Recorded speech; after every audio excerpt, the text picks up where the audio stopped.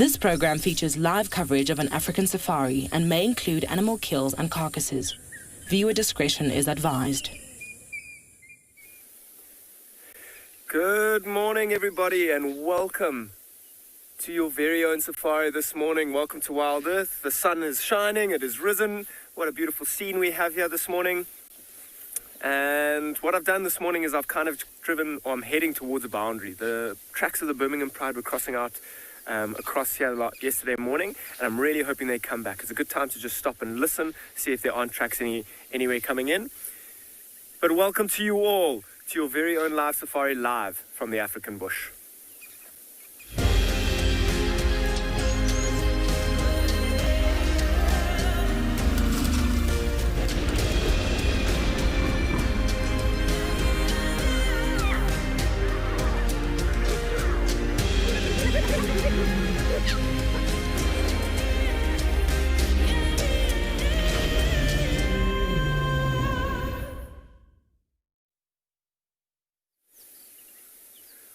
Welcome back, everybody, and what a beautiful spot this morning. I mean, we watched one of the most incredible sunsets that I can remember in the past few weeks last night, and what a beautiful sunrise, what a beautiful spot as well, with trees in the background. The birds are shouting and calling and flying around. There's so many of them flying around. It is really beautiful. But good morning, I'm Daniel Fisher, and on camera this morning we've got BK. And as I've mentioned, we're going to be looking for the Birmingham Pride this morning. I mean, they crossed out yesterday morning, and I'm hoping that last night that they came back. Really hoping to maybe even hear some roaring in the background. I mean, there's huge flocks of European bee-eaters flying around. The red-billed quailias are flying around. They are incredibly difficult to find. Oh, we've got some here, actually. BK's done a really good job of finding them. Only a small group of them here, and you'll see they kind of fly down into the grass. They're feeding on the little grass seeds that they are at the moment, and you'll see them in these huge flocks, hundreds of them, sometimes even thousands of them. And they are in fact the most abundant bird in the world. And particularly here, we've kind of come to this open area, a little bit elevated, beautiful place to watch the sunrise, and we're going to keep going towards a boundary of ours where we're going to be looking for those tracks. But these quailias, particularly at this time of year, absolutely love this area, nice and open, not too many trees around, and they feed on the grass, and you'll see them almost moving in like these waves. They kind of feed and feed and feed, and then let's see if this flock doesn't come and land in this tree. No, but you saw them kind of flying by. VK did try. I mean, it's very difficult. They're tiny little birds, and I mean, that wasn't even the biggest flock. But you'll see them kind of feeding, and they take cues from each other. So you'll see a whole group, maybe a couple of hundred of them feeding, and ones at the back will try and get to the front. So they kind of fly up at the back to the front, and it's almost this wave motion, because obviously once the ones in the back end up in the front, the ones that were in the front are now at the back, and they do the same thing, kind of creating this beautiful wave. So I'll try and get some of that on camera this morning if we're very lucky. So I'm going to keep going along this road until we hit the boundary, and that's going to be our best shot at finding the Birmingham Pride this morning and see if tracks are coming in. In the meantime, I'm going to send you over to Kyle, or to Tswalu rather, with their introduction.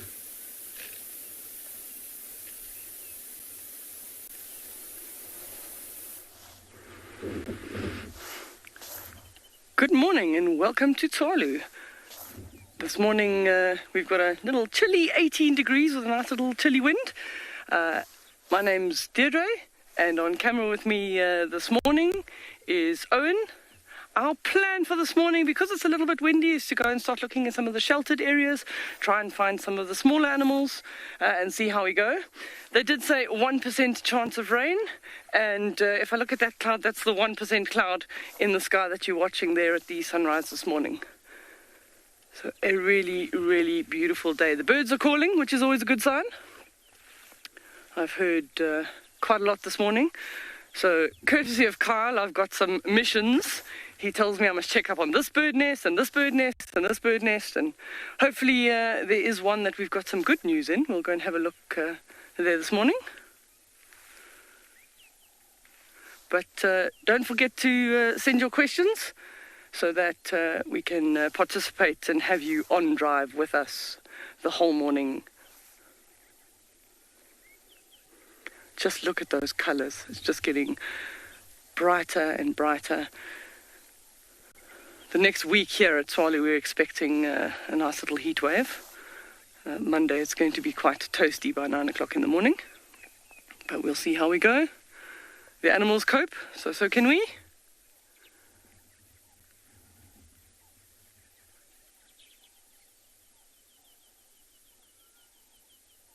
This colour's just changed second after second after second.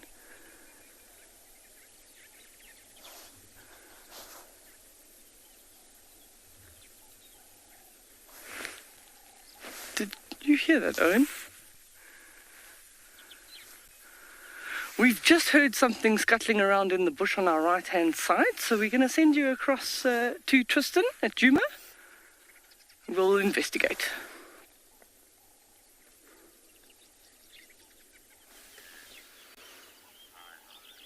Well, really good to hear that Deirdre is out and about on drive. It's been a while since I've seen Deirdre, so good to have her out. As you can see, we're with our wildebeest herd on quarantine, which is always a good place to start. There's a very good reason why I've stopped there, which I'll get into shortly. My name is Tristan. On camera, I've got Theo this morning, and it is a very warm welcome to Djuma. And I say very warm because the sun has just come out, and it's already about 4 billion degrees this morning. So it's going to be an interesting morning in terms of how hot it's going to get. It's supposed to be much warmer than yesterday and even the day before. So we'll see how that goes. Anyway, the reason why I've stopped with the wildebeest is just because at first there's only 3 wildebeest left here that can still give birth. The rest have already dropped. And there was one that was walking, and I thought for a second I saw hooves sticking out, but actually it's its tail.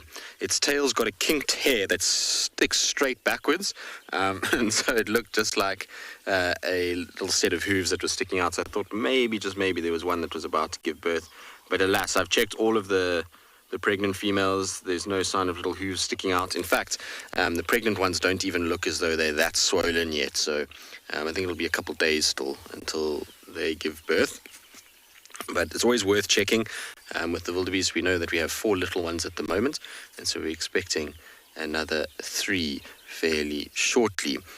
Now, the plan for this morning from my side is not going to be to sit with the wildebeest all day, particularly because there's no sign of any of them giving birth right now. But we're going to probably head to the south. And the reason why I want to head south is that I know little Lunga was seen last night south of our boundary. But when I was following the lionesses, the guinea fowl were going crazy at Twin Dams. And Twin Dams is a place where Sibuyi often likes to come and drink.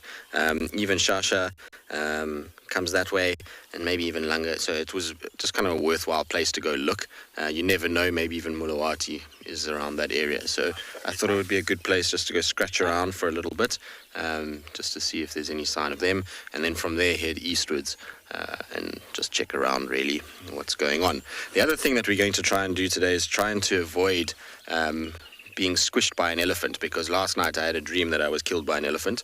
So that's going to be priority number 1, is to try and stay alive and not get myself trampled and flattened by an ellie. Always horrible when you dream those kinds of things. It happens every now and then. You two, why are you fighting so much? And that's how it gets solved. So that's 2 youngsters that are play fighting, and they got too close to the little ones. So Mom has stepped in and said, enough with you two. I'm going to chase you both, and you stop this. And there we go. All sorted out. And then you see how she comes back to her little one. Cute. These little ones are all legs. Very, very, very cute. All right, I think let's leave our wildebeest herd to themselves. It's going to get very hot very quickly this morning, so we're going to try and utilize this cooler period that we have now to try and find some semblance of activity. And so while we do that, let's send you across to Trish so she can say good morning.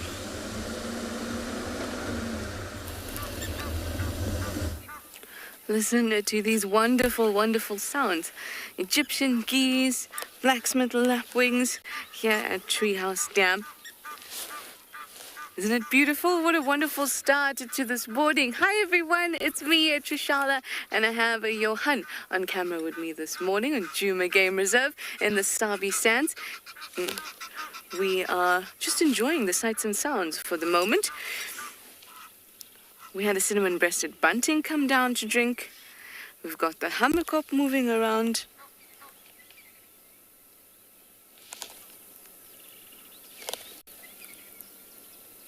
And some very, very noisy Egyptian geese.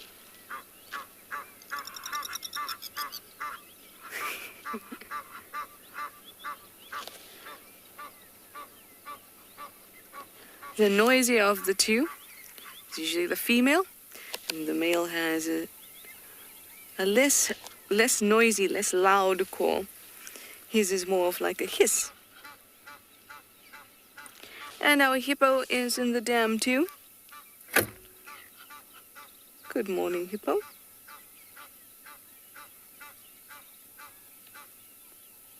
Says I don't want to be seen.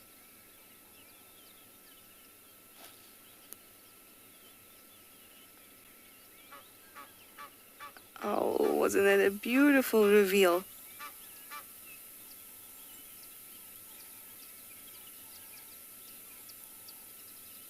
So peaceful. Again, one of those stunning mornings, and I'm sure it'll be a stunning evening too.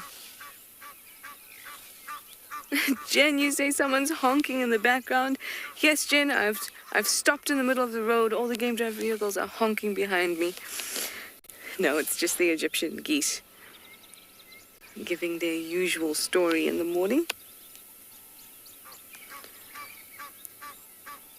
At this time and earlier is the best time for these birds to be able to call. In fact, for all the birds to call, because they need their call to be heard well and to travel quite a distance. And then any later than this, the ground and the air, everything will heat up, and that sound won't travel as well as it does in that band of cool air that's above the ground at the moment. So they'll keep it going for a little bit. They're advertising their presence and their space.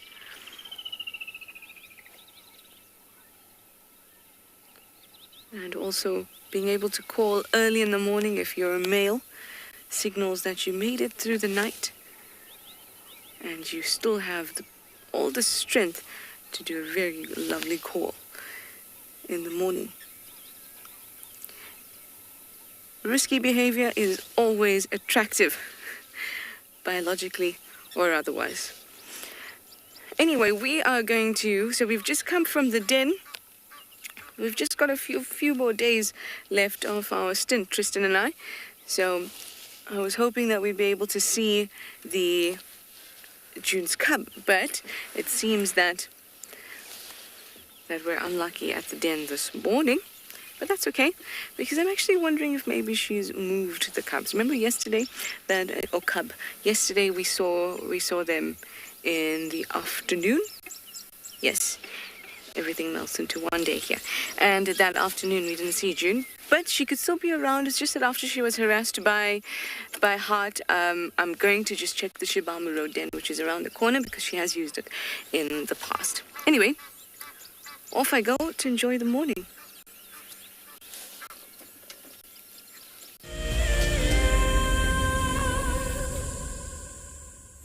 Welcome back, everybody. Now, there was quite a large flock of European bee-eaters in here, and they were kind of chased away mostly by this woodlands kingfisher. But there's still a few left in that tree. But what I'm going to do is I'm going to just stop and listen for a moment. The European bee-eaters have got a beautiful call, and that woodlands kingfisher can also be incredibly vocal.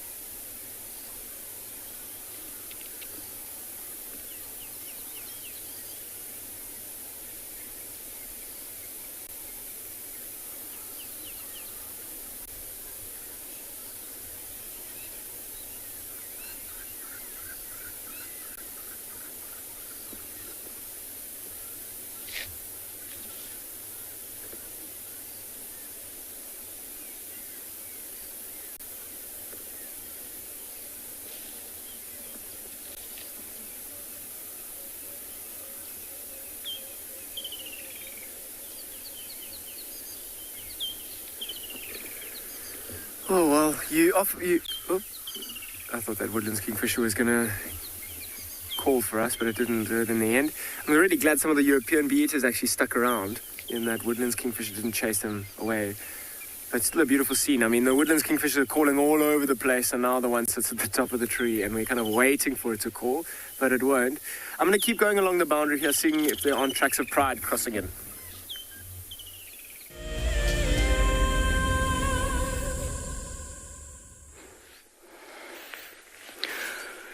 One of my favourite parts about being in the bush is to learn the tracking part of it, so just to find out who's been where, and especially in the morning, this nice morning newspaper that we have here. Just reading the newspaper, we're going to ask Owen to come in on these little tracks here. So it doesn't look like much, but there's a little bit of a tail drag there, and you look on either side of the track and you've got at least 1 foot, another foot, the foot in the middle, and then the last foot comes through and makes another little stripe in the middle. And this was a scorpion that moved last night across there, out on his nightly hunt. There were lots of insects out last night, so it was a good feeding opportunity.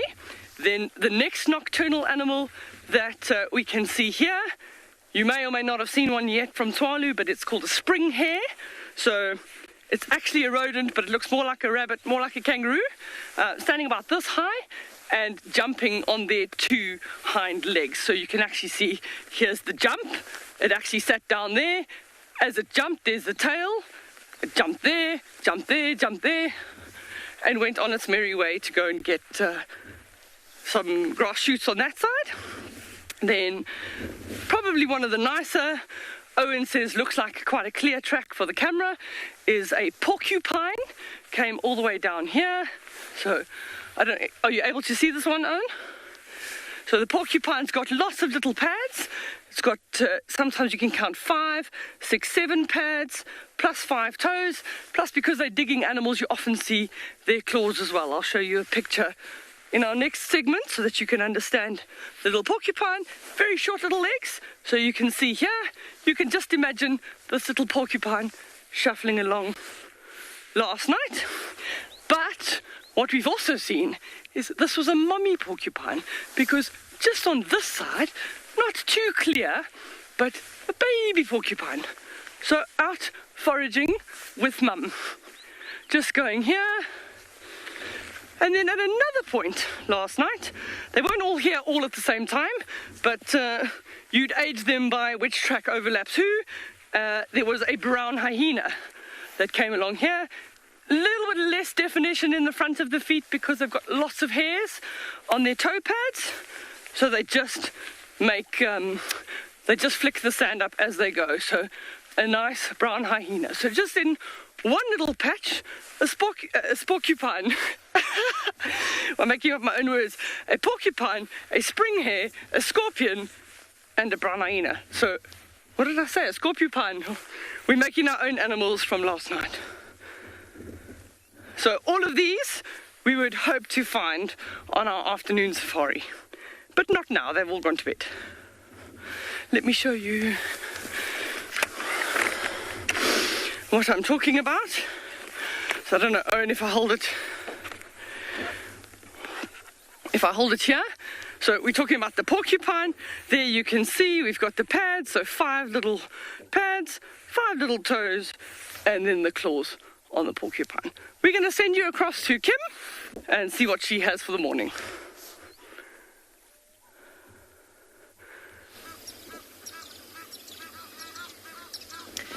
So we have had our own share of tracks this morning. We have followed a set of female leopard tracks all the way from the lodge to this beautiful watering hole where we found a fish eagle eating.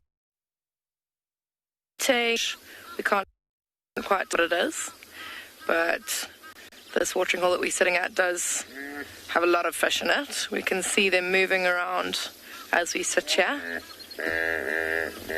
Some beautiful noises for the morning.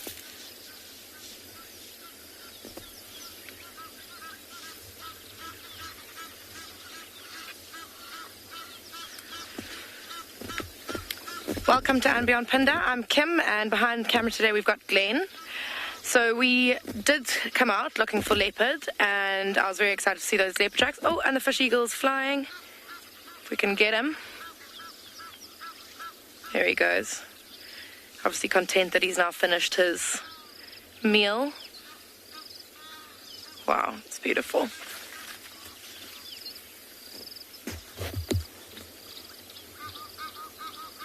So generally a fish eagle would catch its meal and actually sit up in a tree like that to eat it. It's quite interesting seeing him sitting on the ground. Here's a grey heron. Oh, landing on the hippo.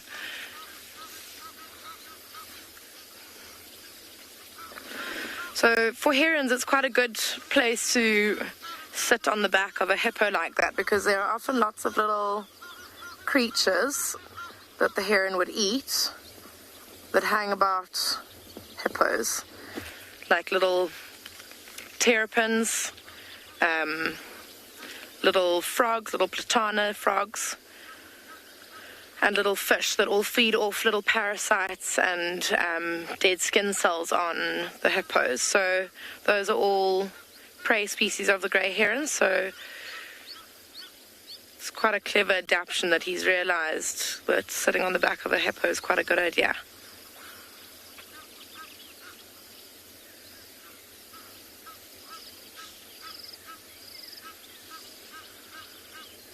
Some beautiful bird calls, but they are kind of drowned out by the rather incessant call of the Egyptian goose, unfortunately.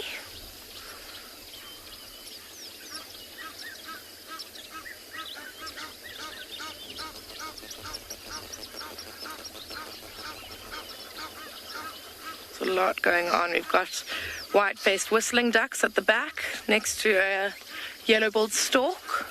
There's loads of bird life here this morning.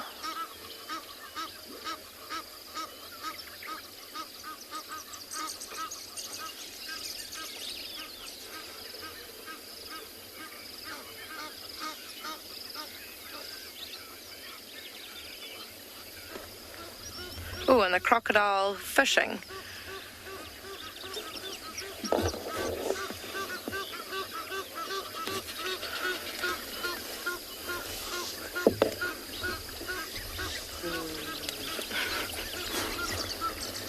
It's quite cool. So we're going to see if we can see this crocodile hunting again. Wow, and the hammercorp also, you see all those fish bubbling out as he flies along the surface of the water. There's a crocodile going again. Oh my gosh, the action here is non-stop. Everyone's doing something exciting. I don't really know where to look, and I think Glenn doesn't know where to point the camera. It's just too much going on. But I think let's try and show you that crocodile because it's pretty cool. There we go. I can't quite work out what they do, but often one of their feet or claws come out the water, and it's as if they do a bit of a roll, and then somehow, I don't know, scare the fish towards their mouth, and then snap up a whole bunch of them. There we go again. There we go, you got some that time.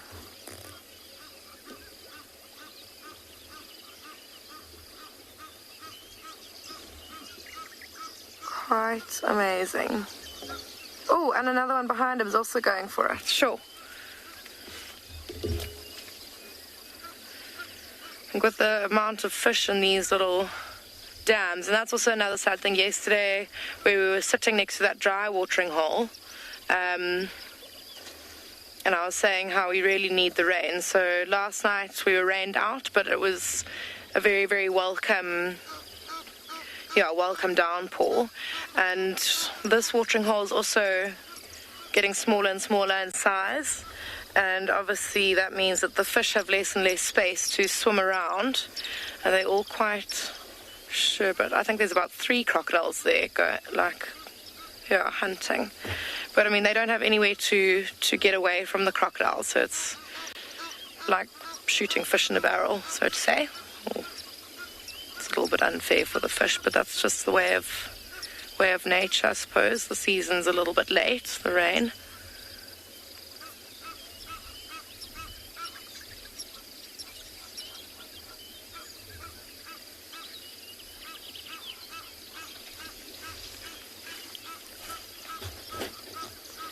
Scotty, oh wow, sorry, there's an oxpecker that's just landed on that hippo, which is quite cool, in the middle of the water.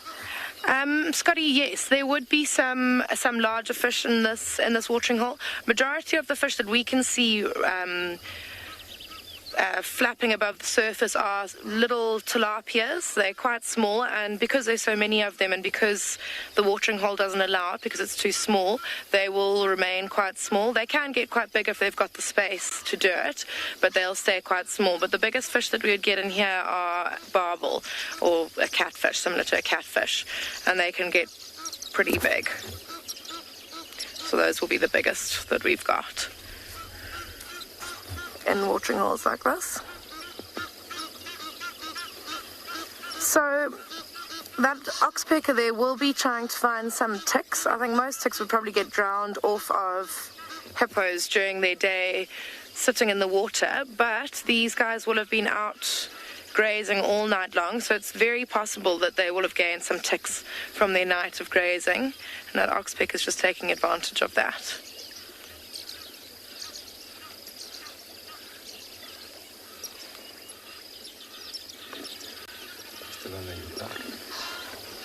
The hippos now will just be kind of settling down after their night of grazing. The daytime is their day of, or their time for resting, and nighttime is where they find their food. Wow, there's some lightning, can you believe it, again in the background. Hopefully we don't get rained out like we did last night, but like I said, we actually can't not hope for rain because we actually need it pretty desperately here on Phinda.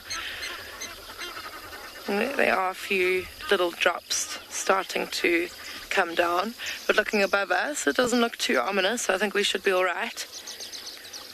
Should be able to, tough it out. What a beautiful start to the morning. Just such a hubbub of activity around this watering hole. Kingfishers.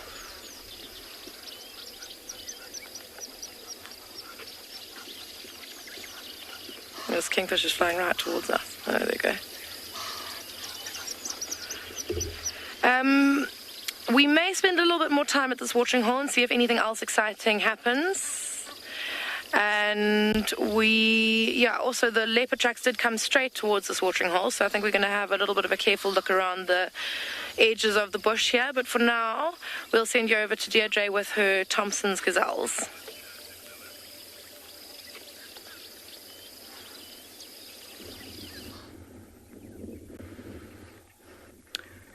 So have a look at that. They haven't had their morning coffee yet. As we drove up towards them, there were actually more standing, and now they've all just decided, well, we're going to just carry on lying down. The sun hasn't come up over the mountain just yet, so it's not warm enough. They've decided that they're just having a little bit of a sleep in this morning.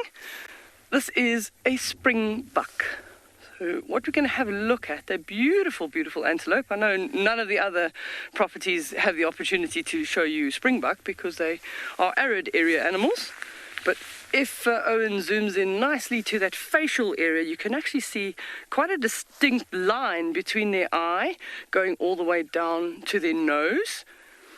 And that helps them in this environment to actually reduce the glare from the sun. You can imagine when you're sitting at 40 degrees, 45 degrees, sometimes in summer, and there's very little cover, very little shade, and you're out in the open areas, there's going to be lots of glare that comes up from the sand, and that will actually help reflect that away from the eyes. Also, the white on the face will also reflect heat away from the face, and very important for them also the fact that the underside is white. We're going to have a look at the one a little bit further on the right hand side. It's busy grooming itself there, probably just realigning all the little hairs.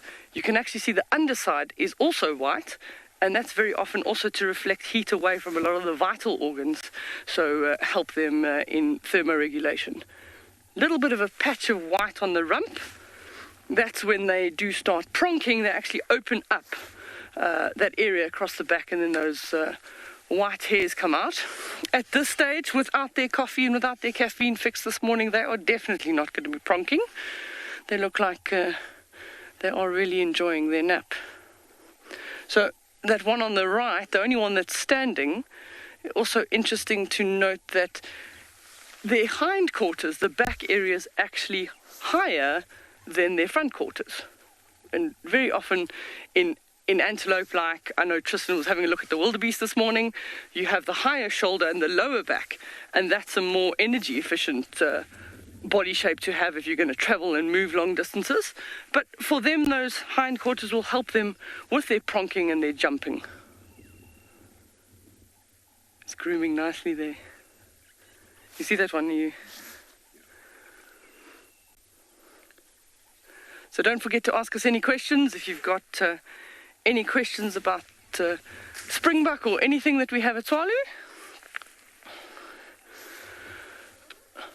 Roger, that's a very good question. Roger's asking if these are all males.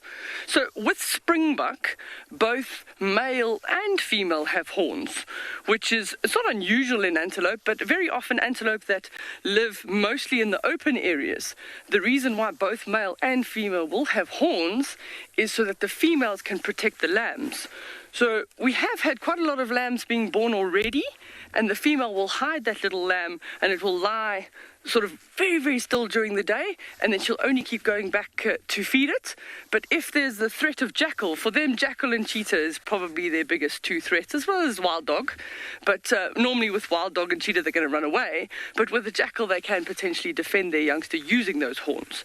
So if Owen shows you the two different ones, the male's horns generally tend to be much thicker at the base. I'll just try and see if I can find you a male so that we can get Owen onto. Okay, so Owen's got a male there in the picture. So nice thick horns, nice round curve, and then the females tend to have much thinner, smaller horns. Hopefully, Roger, that answers your question. In these groups, you'll have majority females, and then there'll be one dominant ram. So with this size, it's a ram and a ewe. Anything when you go bigger, when you're going towards the Ninyala, then you're going up to a bull, and then a kudu, a cow, and upwards. So these are rams and ewes. And then they will have a lamb. Beautiful. Sometimes in the heat of the day, if they're lying down, they actually orientate their body from the sun. Mariana, I absolutely agree with you. They are beautiful antelope and often not really given much credit because in the arid areas they're relatively common. But hopefully one of the slots will actually get to show you how they jump like popcorn. It's amazing. Sometimes it's just a little bit of rain or a spattering, or the youngsters decide that it's time to start bouncing around, and they do what's called tronking. So they stiffen all four legs and they bounce up and down, and at the same time flare those white hairs at the back, and it sometimes looks like the whole group is like popcorn. Really, really awesome. Hopefully we'll be able to show you that one of these days. Oh, that sun is just peeping. It's starting, it's thinking about it, which also means the meerkats might start thinking about it. We might have to go and have a look and see if we can catch up with one of our groups of meerkats this morning.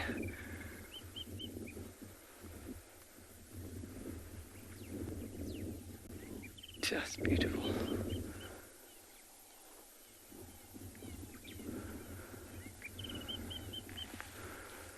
So while we head off and go and see if the meerkats decide that they also want to wake up and have had their coffee, we're going to send you over to Trish in Djuma.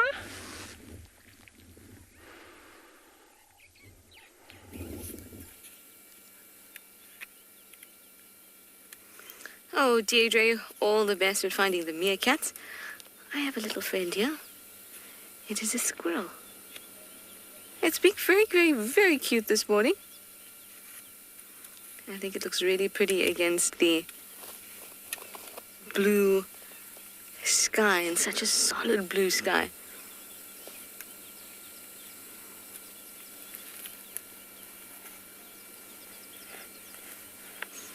And I was hoping, so this is the big dead leadwood that I really like on Twin Dams Road. And I said to you that these lead would stand for many, many, many, many years, hundreds of years. And that's because they offer lots of nesting cavities for many, many animals. Not just birds, but squirrels too. And I was hoping there's a hole right next to this one that maybe it's got some little ones in there.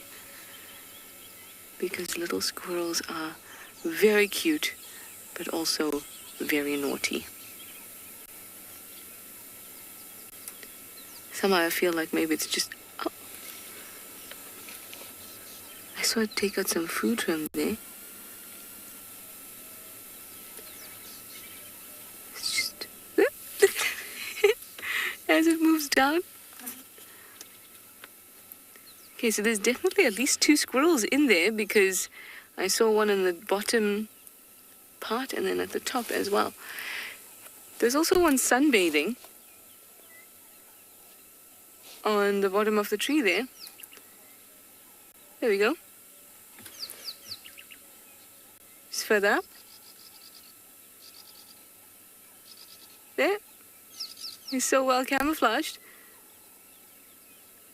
Looks like a bat. Looks like somebody just threw this one onto the tree and then it's stuck.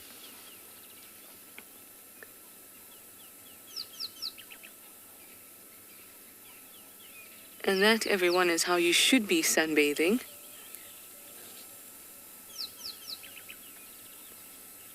Just find yourself a tree and get somebody to throw you on it.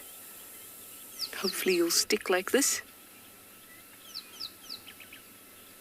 Small bodies mean that animals will lose heat very quickly, but they can also get cold and overheat very quickly. So basically temperatures can change based on the environment with quite some speed.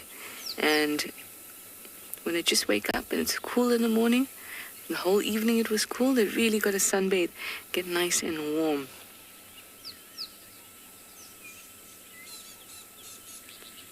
I just want to go back up to the hole that we were at first because I'm so sure I saw at least 2 squirrels in there, which they will live like that. There will be a couple that will live together.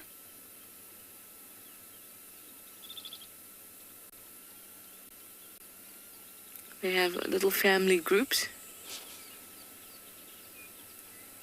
And there's no way that squirrel that we saw was long enough to put its head there and its tail and the other little section below. There was a bit of an opening even a little lower, just a little bit. Yeah. So I saw it just on that end there as well. Wouldn't it be lovely if there were little squirrels? Kim, you say a nice little home here. Very, very nice little home. It's a great one. We call these homes that squirrels live in drays, which I think is just really cool. You want to come over to my dray? I think that sounds very cool.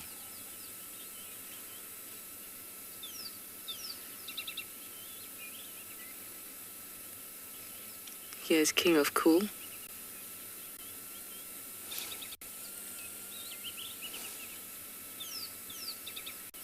Oh, that looks like an excellent stretch. Dizzy, you'd like to know if we get flying squirrels here? No, we don't. The only flying mammals that we get here are bats. But we don't get flying squirrels here.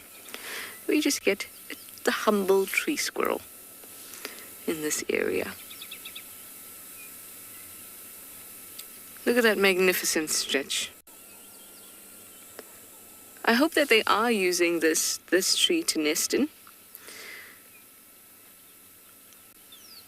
because baby squirrels are just really, really, really cute.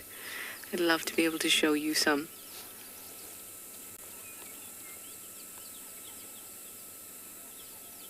Again, these are one of those creatures that we often not underappreciate, but we get so used to their presence that we forget that they're also very entertaining and full of interesting information, and so much that we can learn from them. So lots of the time we just drive past.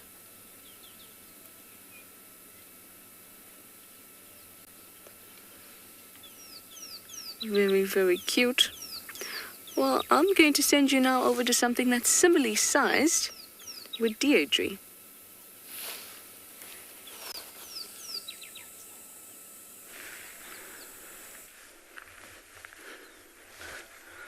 So the only thing flying this morning is sand out of the burrow here at the little Makala group of meerkats. I don't know when you saw them last, but the little pups, you'll see them start popping in and out.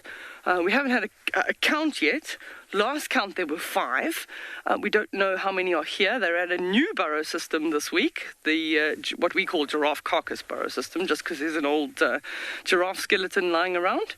And the pups have actually got mobile within this last week, so they've actually been moving with the group, and the adults have been feeding them. They've been begging, squeaking for food, and the adults are just trying to satisfy that hunger. So they're only about a month now, maybe a little bit more. I know probably the viewers know the exact date they were born, plus probably also the exact date that they decided to go foraging. But we saw them yesterday afternoon briefly racing down in this direction. So it was a good lucky guess that they were here, quite close to the edge of the road. Just also enjoying the sun. They've at least had their morning coffee and they're out and ready, doing some burrow maintenance. Because they've only moved into this burrow, they weren't in this burrow system yesterday, so they came in last night. So they're just making sure they're doing some housekeeping, cleaning, getting it ready. We also need to look around for some ground squirrels. I've seen Cape ground squirrel living in this burrow. I saw them here yesterday. There were 3. And there's also been a group of yellow mongoose that live here as well. So it'll be interesting to see what pops out any one of the other holes this morning. Oh, just look how he's enjoying that sun on his belly. So somebody's got to be the lookout and somebody's got to be the housekeeper. So I'm personally rather a lookout person than a housekeeper. Oh, there comes the little pups. How cute is that? And they just grow so quickly. So that little sentry, he'll be looking out for any signs of danger, whether it's from an aerial predator, being one of the larger eagles, or a ground predator. For them, mostly jackal and also snakes, surprisingly enough, do tend to, particularly the pups, make them very vulnerable. So they're always aware. It's a little bit too chilly for snakes to be moving right now, so they're more worried about jackal approaching or something from the air. She'll actually watch that one that's on duty. He looks left, he looks right, he looks up. He just keeps checking. And he'll be very, very quick to sound an alarm.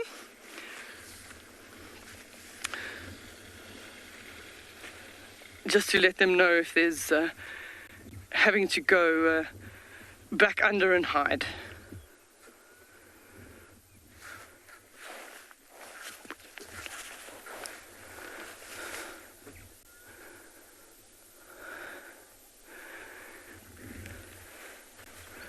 So we're going to send you to one of the other reserves, and we're going to carry on moving on and see if we can find something else on this nice morning. At least the sun's coming up now. It's still a little bit chilly, but we'll send you to go and have a look at what one of the other properties has got.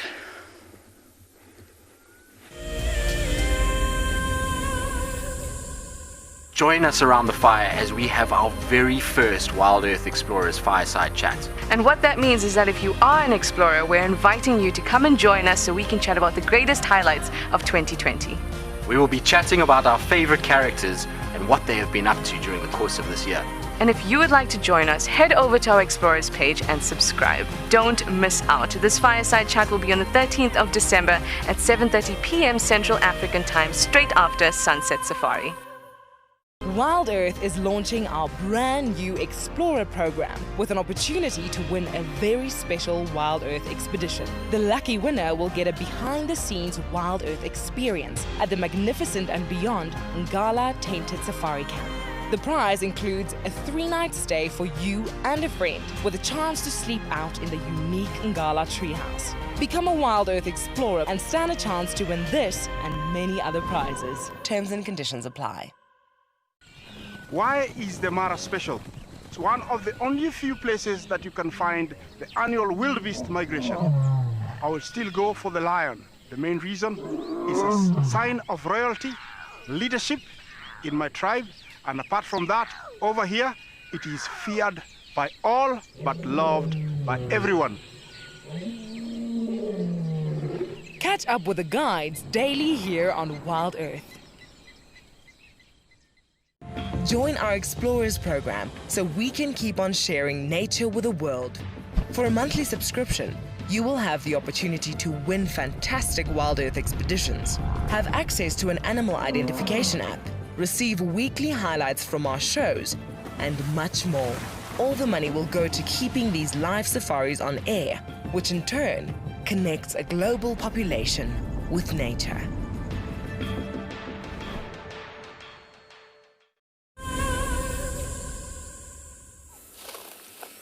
I've just stuck around with these guys a little bit longer because they're being very cute. There were a couple yawns and now they're all grooming each other. So they can reaffirm all those wonderful social bonds. They keep quite close to family groups.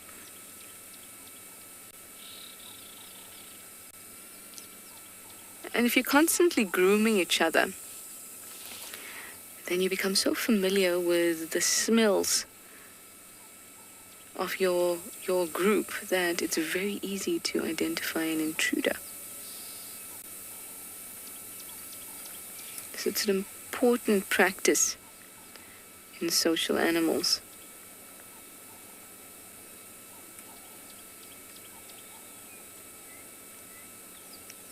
Good morning, clean.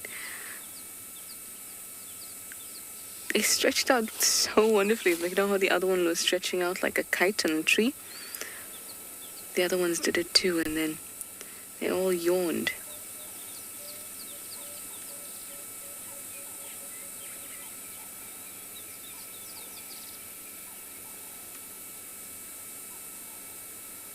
Looks like a bit of a yoga pose.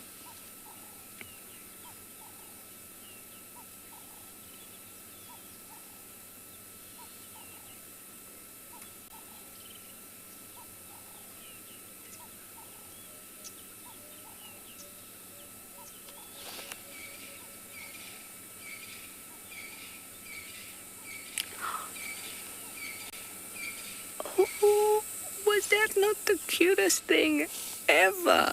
That's the cutest thing I've seen a squirrel do ever.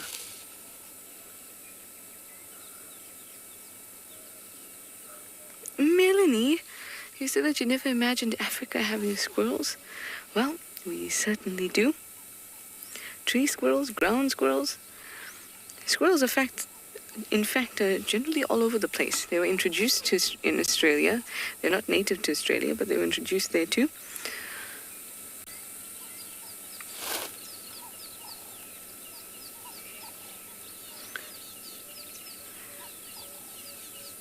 Remember that they're rodents. Oh, and now they've all gone. We have a lovely sparrow.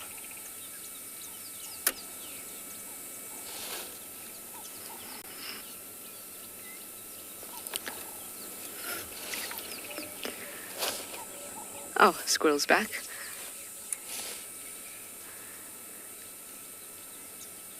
So the family that they're in,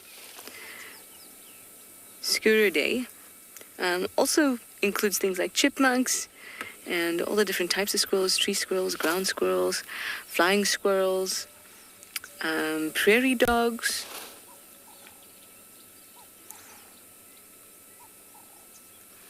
And they, like you said, you didn't expect them to be found in Africa. Oh, so cute. But in fact, like I said, everywhere in the world, squirrels are found, except for Antarctica, and then obviously introduced in Australia, but they're not native. Quite a prolific.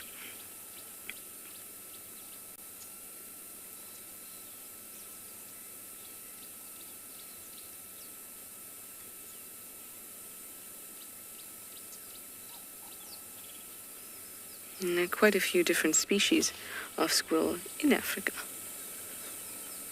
Oh, look at these three. Look at these three.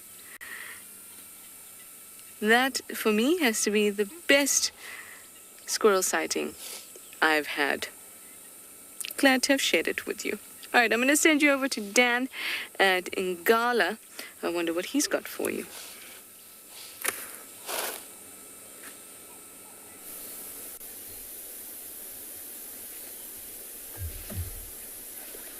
Cool, everybody. Welcome back to And Beyond Ngala. Now, what we have got here is something quite interesting.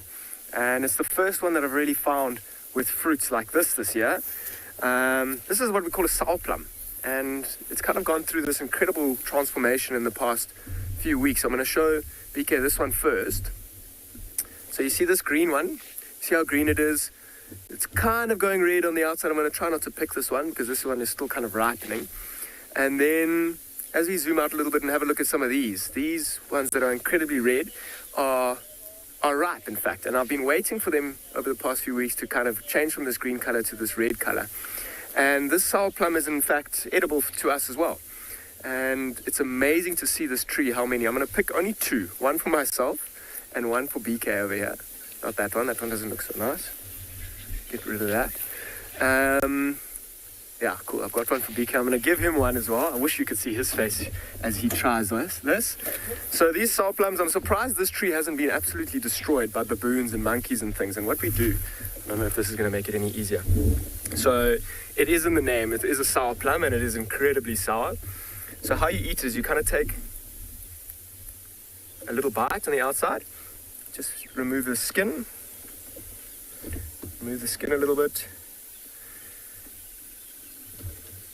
And then, you see it's incredibly fleshy on the inside. Once you've got like that top half, and then it's like a lychee or a lychee. And then you kind of just squeeze it out slowly. I don't want it to fall. Squeeze it out slowly.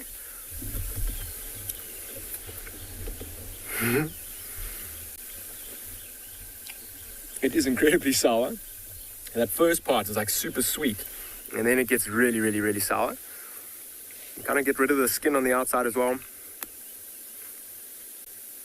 And then there's a pip, a seed on the inside. I'm trying to do it as quickly as I can, but it is very sour. I wish you could see BK's face.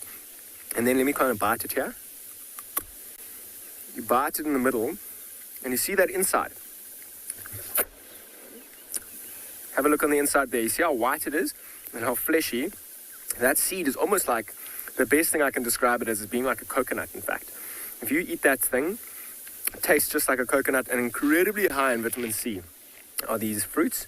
And it is amazing to see it. It's only this time of the year when they really fruit. I'm going to go ahead and eat the rest of this thing. Yo, that hopefully is my vitamin C for the whole day because it is very sour.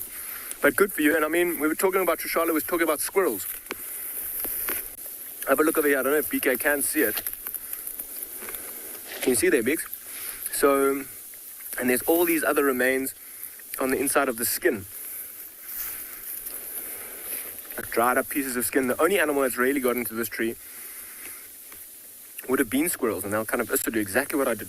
Take the skin, you see how dry it is, it's kind of cracking. Take the skins off, trying to get into the middle, get rid of the flesh, and then get to the middle part, which I'm still chewing, in fact. But that middle pip is really, really good for you. And that fleshy skin on the outside, although it be super sour, initially super sweet, is really good for you.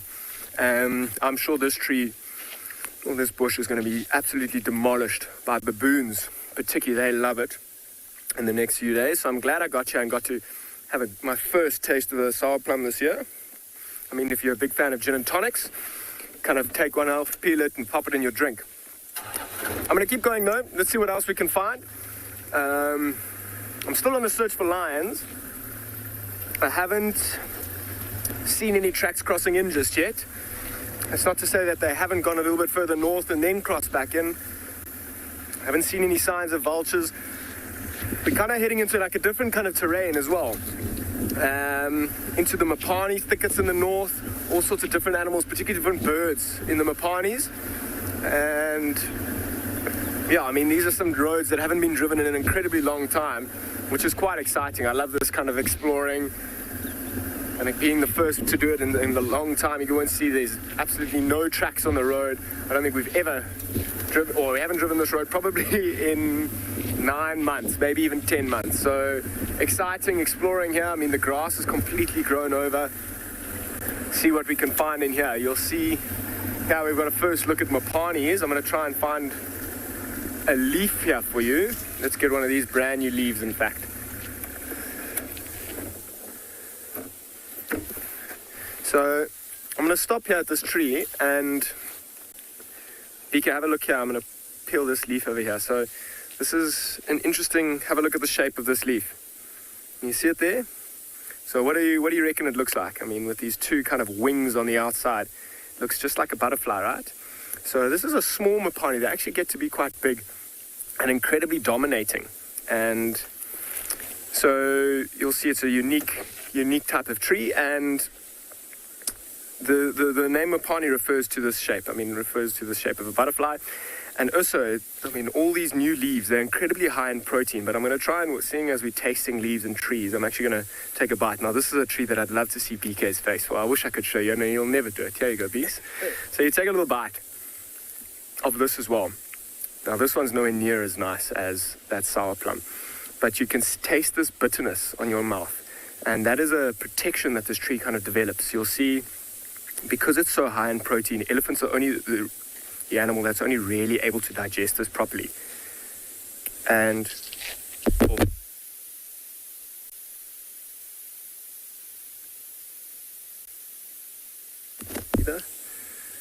okay, so elephants are the only ones that are really able to eat these leaves, and you'll see the elephants that come from the northern parts of Kruger are quite a lot bigger. And one of the theories are because they feed quite a lot on these Mopani leaves and they're incredibly high in protein.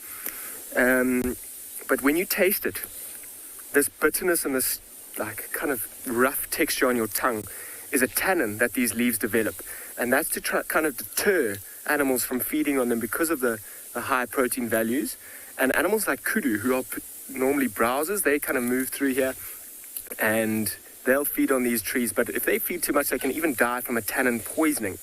And because of this high protein level, you'll see Mopani worms as well. In certain times of the year, they'll be coming up in the next few months. Mopani worms exclusively feed on these Mopani leaves. And because of the high protein content in the leaves, these are incredibly high in protein themselves. And you'll see people harvest them in their thousands, kind of squeeze out the insides, dry them out, and even export it all over the world. I'm quite glad I didn't find your Mopani worm this morning to try and dissect, because that wouldn't have been a good one to eat so fresh. But yeah, a unique habitat that we're heading to. I mean, there's also, these trees have got natural cavities in them, so all sorts of different birds kind of move in there, different snakes kind of try and find their homes. I'm going to try and see if I can't find you a really big mature Mopani as well. It is really beautiful. I mean, buffalo herds as well. If you're walking in these Mopanis, you better be very careful because it can be incredibly thick and incredibly dense. You've got to have your wits about you and be able to listen very carefully and walk slowly. In fact, the slower you walk, the greater your alertness and your awareness, rather. So I'm going to keep going, trying to see if we can't find tracks of these prides. It'll be interesting to see if they're hunting in this Mopani. And if I do, I'll keep you updated. In the meantime, I'm going to send you over to Tswalu.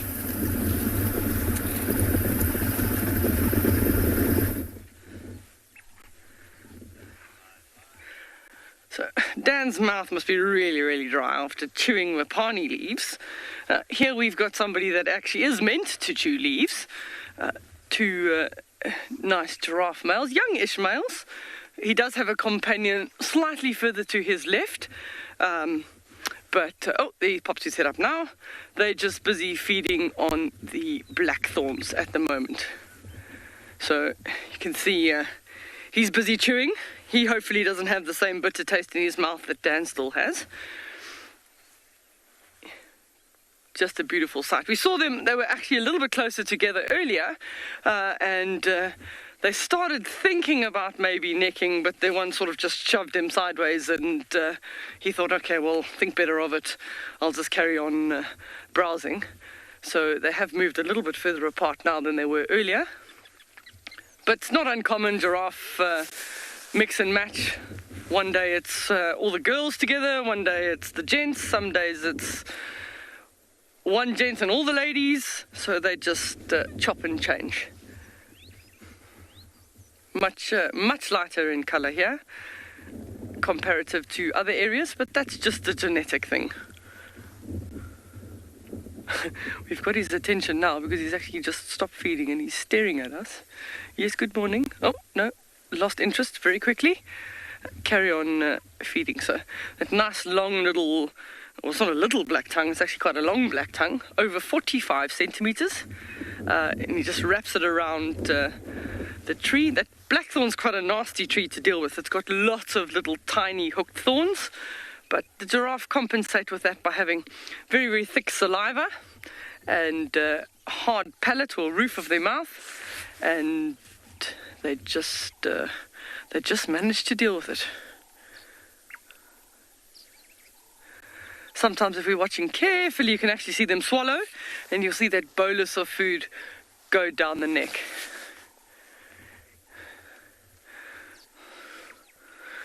Jerome asked the question, why is their tongue black? Well, I don't know, I'd probably say the same question is, why is my tongue pink? I don't have an answer to that, but I suppose generally when something's dark, I've got to think about that. Do any one of the viewers know? That'll be a good one for the feed, if anybody knows. Why is a giraffe's tongue black?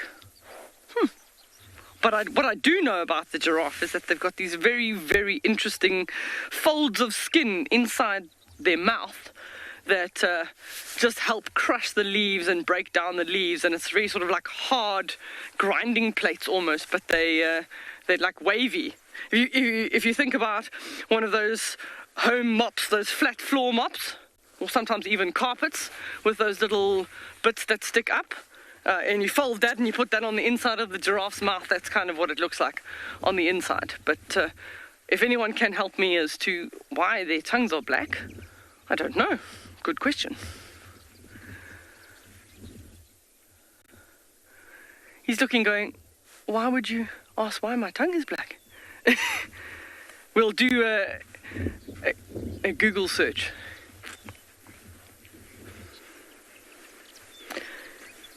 So another interesting question coming from Maddie is, do giraffe lose their teeth with age? Very often with young animals, you'll have what they call milk teeth, so in the very beginning of their life, and those will get replaced by their adult teeth. And with giraffe, no, they won't lose their teeth. They basically just grind down and down and down over the years. I'll see if there is, I don't know if there's a picture in the mammals book of anything that's got teeth, but basically if you think about your tooth, your molar area at the back, most of the animals will have a tooth like that, much larger, and then lots of little ridges and indentations, almost like a mountain landscape, and that wears down over time as they eat stuff. With the grazing animals, generally the silica content in the grass, what helps, it actually wears down their teeth pretty quickly. And with giraffe, it'll be just the brows and all of that. But you've got a giraffe lifespan 20, 23 years. So that's how long their teeth last. But their teeth will also, they'll just wear down. Elephants are actually quite interesting. I know they get 6 sets of teeth in their life. So they just get replacement teeth, but that's also because they're much longer lived.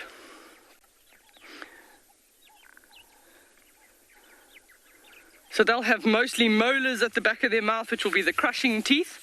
that they'll just crush the leafy material, and then very often just some incisors in the front, which they'll actually use to nip off the branches. But with giraffe, they actually use their tongue more than anything else to pluck the leaves off the branches. Well, he's heading off. He sees something, just that change in body behavior. He's seen something out to the right.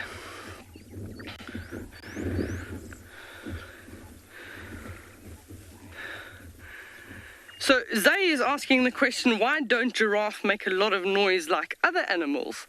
So it's a common thing that people have believed that giraffe were mute, but I know for a fact that they're not. They actually do make a bit of a bellow if they get upset. I thought one day I'd be wise and sneak up to a mother that had a calf. And when I got close, she actually loomed over me. I was on foot. She loomed over me and she actually sort of like squeezed her belly and snorted. So they do make some kinds of sounds, but they're not vocal like a lion or a cheetah, or those animals will be vocal, but they do make like a sound if they get upset. And believe me, when that's coming from 3 meters above you, you do think, okay, well, she's just warned me, stay away from my baby. And that's exactly what I did. As soon as you back off, she was calm again, and there was no reason for her to carry on making noises. So they do make the odd bellowing sort of snort every now and again. So they've come a little bit closer together, and there was a little bit of a shoulder nudge. These are very young males, so effectively let's call them teenagers. They're busy testing each other out. They're not big enough or dominant enough yet to potentially be a breeding male, but they have to practice their fighting skills with somebody. So generally, another male giraffe in the group, they sort of try a little bit of a shoulder nudge, knock with their neck, knock with their head. I'm sure over the years the viewers have seen necking giraffe. These guys are just playing at this stage. They're still busy learning their fighting skills. They're not old enough or mature enough yet to get into a serious fight. And they'll figure that out over time. They'll have a little bit of a ranking. The giraffe in the area will know who's the heavyweight champion, who's the lightweight champion.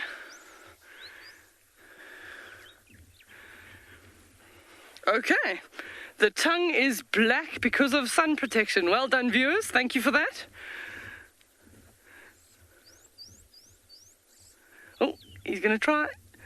So they're very amateur. If you've seen bulls fighting properly, they get themselves steady, they spread their legs apart, they ready themselves, and then they swing their head like a club or a big mallet to try and knock their opponent, generally trying to go for the shoulder area and up onto the head. Oh, maybe he's just stretching, he's practicing.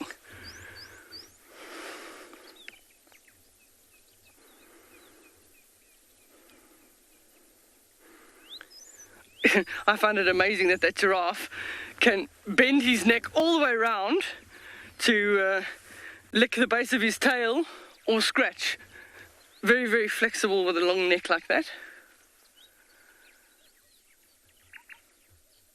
You can hear a crimson-breasted shrike in the background, a nice bright red bird. Samantha, you've asked the question, can they kill each other in a fight? Absolutely. I have seen it happen. What sometimes happens with the giraffe is that they swing so hard that they actually knock one over. I've seen a guide got footage of as the one was on its way down, the giraffe gave one solid kick, hit it in the head, and that giraffe never stood up after that. So they can kill each other. That's when you've got two bulls that are so equally matched in strength that sometimes the only way to solve the argument is potentially a fight to death. So it has happened, it does happen, but with young guys like this, before it gets too serious, one of them is tagged out and said enough for the day, and they'll move on. It is something quite sad to see this massive, massive beast that's just been killed by another one, but that's one of the ways to sort out their ranking if need be. It's not common, you don't see it everywhere.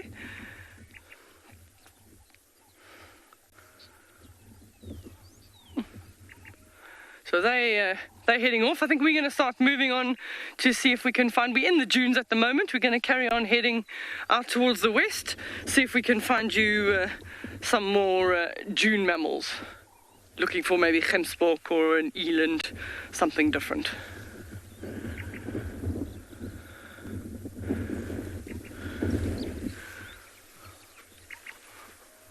Okay, so what else?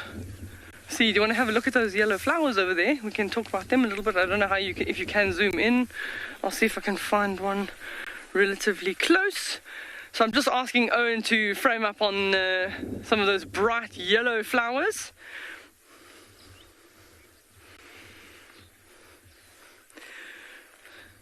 So Chelsea is asking if Tswalu is humid or dry. So we have a very, very low percentage humidity here. We're out in a very, very arid region, so it is dry.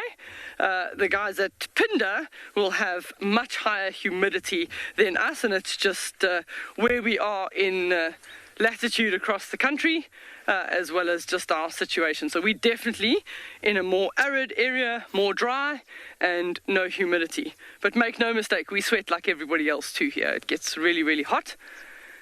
So Owen's showing you there some beautiful little yellow flowers. We call these devil's thorns, because once that flower is finished and it's been pollinated and it goes into a seed, it makes a very, very nasty sort of 3-4 pointed seed, which gets stuck in the animal's hooves, on the skin, and it gets transported and put somewhere else. So they've come up now recently in literally the last month. They've popped up they are sort of a ground cover like a creeper, and they're all popped up since then. They make these beautiful, beautiful yellow carpets. So as you watch over the next few weeks, we'll actually find some areas where it's just literally a carpet of yellow. If we pan a little bit to the right-hand side, you can actually see a lot more of them. There's a whole nice bright yellow carpet, and all of them have turned to face the sun as well. Oh, I can hear a jackal alarming in the background. He's probably the next dune over. So I'm going to go in search of that jackal calling, see what he's shouting at. Maybe we're lucky, maybe it's a cheetah. I'm going to send you over to Trishala, that's also on a search. Such exciting stuff, especially when you hear alarm calls and you have this sense of focus and direction all of a sudden. It's really a beautiful thing. It is as beautiful as the moments when you just get to drive around in Bumble and appreciate just the sounds and the sights and how relaxing and calm it can be. It all has its most perfect place out here in the bush. It's amazing how well all these experiences come together to create a very well-rounded kind of lifestyle that we have here. Sometimes full of excitement, sometimes just enjoying and appreciating the sights and the sounds. So we've left our very, very cute squirrels doing their stretches and their yawns, and we are looking for some elephants. I heard them around via Telemain access, so that's where we're trying to go at the moment. But I want to go via Western Quarantine Road and just see if I can pick up on anything. It's a road that Shidulu has been frequenting, or always frequents, but Tingana was around there for most of the day yesterday and the day before.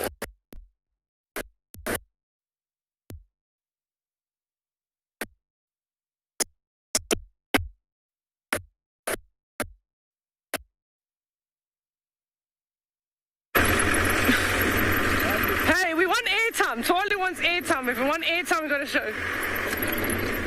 Okay, wow, look on the left-hand side. Oh, I think if Owen's got him there, we've got sorry, let me just turn off the car. We've got a beautiful male gemsbok. He's literally, the two giraffe are probably about 50 meters to his left, so keep looking. They may decide to walk back into the frame, but he's got a little bit of a bush in front of him, but that's our best view at this stage. We'll just see if he decides to do anything different. I'm going to have a look through the binoculars and see what he's actually busy doing. Oh, beautiful. So we were talking about animals that had horns earlier, and we were talking about the springbuck, that both the male and the female have horns because they generally live out in open areas. So with the gemsbok, or oryx, I use either or, they also have the same. So when you look at an animal and you want to determine with a gemsbok which one is the female or which one's the male, you have a look at the way that the horns are shaped. So this one, you can see they're nice thick horns, but they're generally quite wide spread. This is a male. Also, another helpful fact is the fact that he's all by himself. Generally, you would find females in groups. And the females will try and find you one over the next time frame. They have much longer, thinner horns that are slightly closer together.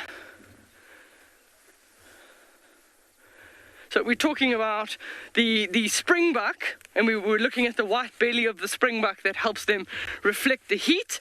You can imagine also a gemsbok being that nice sort of, what would you call that color? He's like a light brown, a tan brown, that will also help him in the heat. But they really, really are phenomenal animals, being able to handle the hotter temperatures. Look at he's just busy grooming. So if he decides to stick his face out, you can see nice black and white, the same as the springbuck. So Critter Freak has just said, what a majestic creature. As far as animals go, antelope-wise, the gemsbok and the sable, or the oryx and the sable, are two of my most favorite animals because they've just that face, those beautiful markings on the face. Very similar to the springbuck in that those markings also have an effect.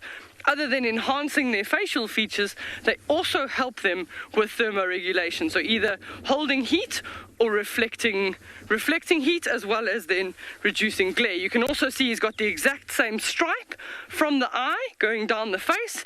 That would help reduce the glare. But absolutely beautiful. Critter Freak, I agree with you. Also the same lighter underside on the belly, the same as the springbuck.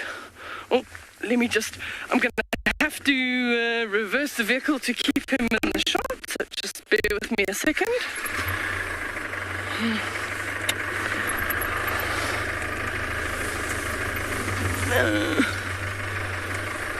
He seems to have moved. He's literally behind the one and only thick bush.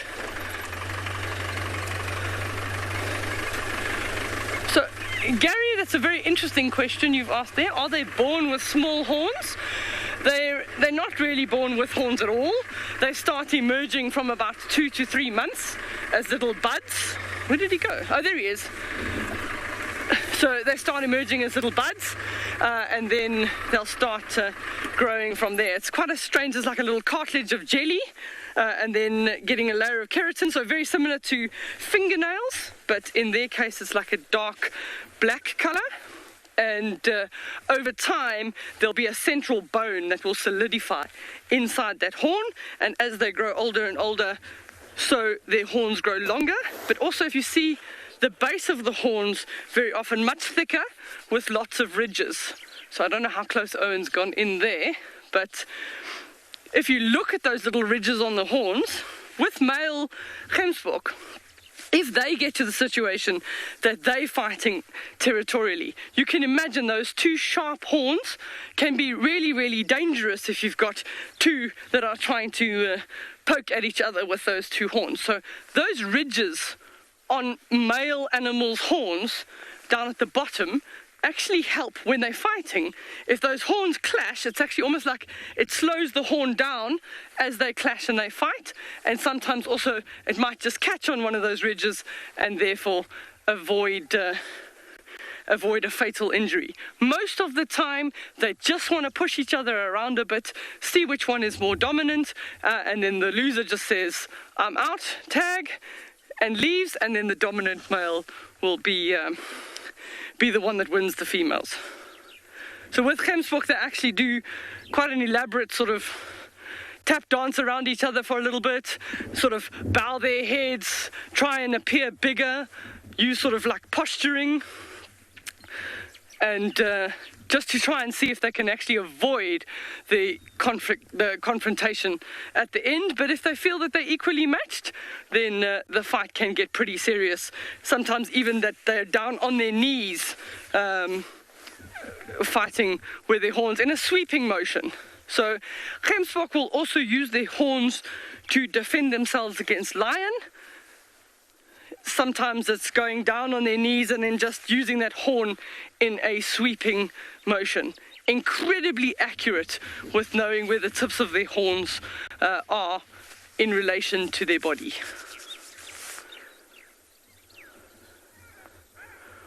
Oh, I can still hear that jackal.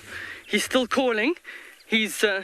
They normally make territorial calls in the morning, but he's yelping, yelping, yelping. He can see something's bothering him. So we're going to carry on and have a look and see if we can find what this jackal's shouting at.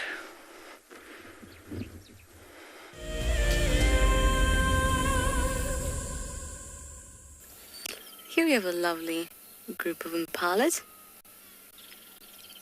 It's a bit of a mixed herd. Lots of little ones bounding about. A really nice, peaceful scene. Also, there's a few males that are play fighting. You can see this.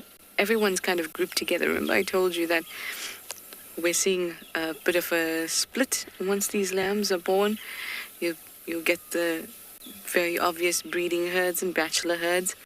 And today, they're together a little bit. And that might be a result of the fact that, look at that. Yesterday, they had a leopard on one side of them and lions on the other. So that couldn't have been comfortable, so everyone comes together again to be a solid herd. Safety in numbers.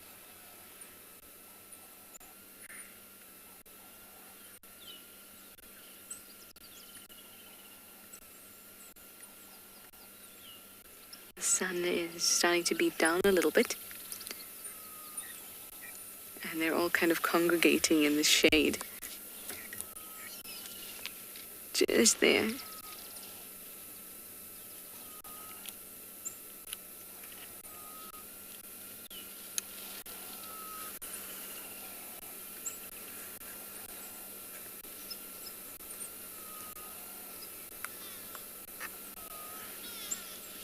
A really, really pretty sight. Now, because there were a couple of males that were having a go at each other in this herd, I want to stick around with them because the sound is unmistakable and such a beautiful scene.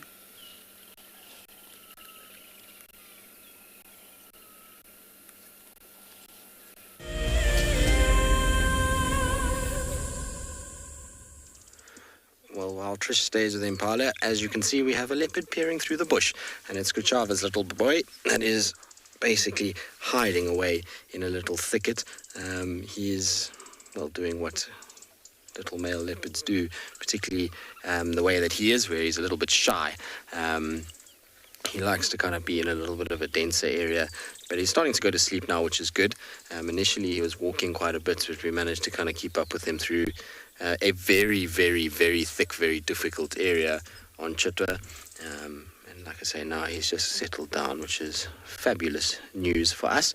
I mean, it's not the greatest view, but again, spending time with this little guy is very, very important because, well, he's still slowly getting used to the cars, and he's getting to the age now where it's important to do it while he's still kind of in his mom's natal territory, because once he starts to kind of feel the pressure of being pushed out, that kind of alertness gets amplified.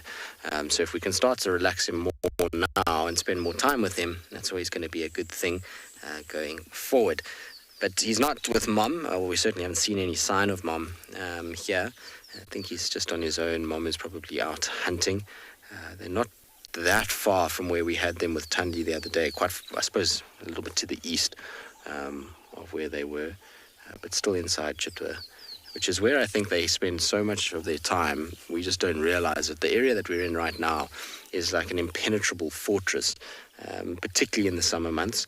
And these two cats seemingly like to move around and operate within these thickets. It's a good reason for it. One is that there's plenty of prey items here in the form of duiker particularly. And two, it's a great place to kind of keep cubs because it's very difficult for a lot of animals to negotiate this thicket. It's got lots of little hiding spots in the form of termite mounds, tangled root systems. And if anybody remembers back in the days when Tundi had Tamba, these are the kind of areas that she used to hide him in with his sister. And then obviously his sister disappeared and it was just him. But they used to use these exact same blocks that we're in right now.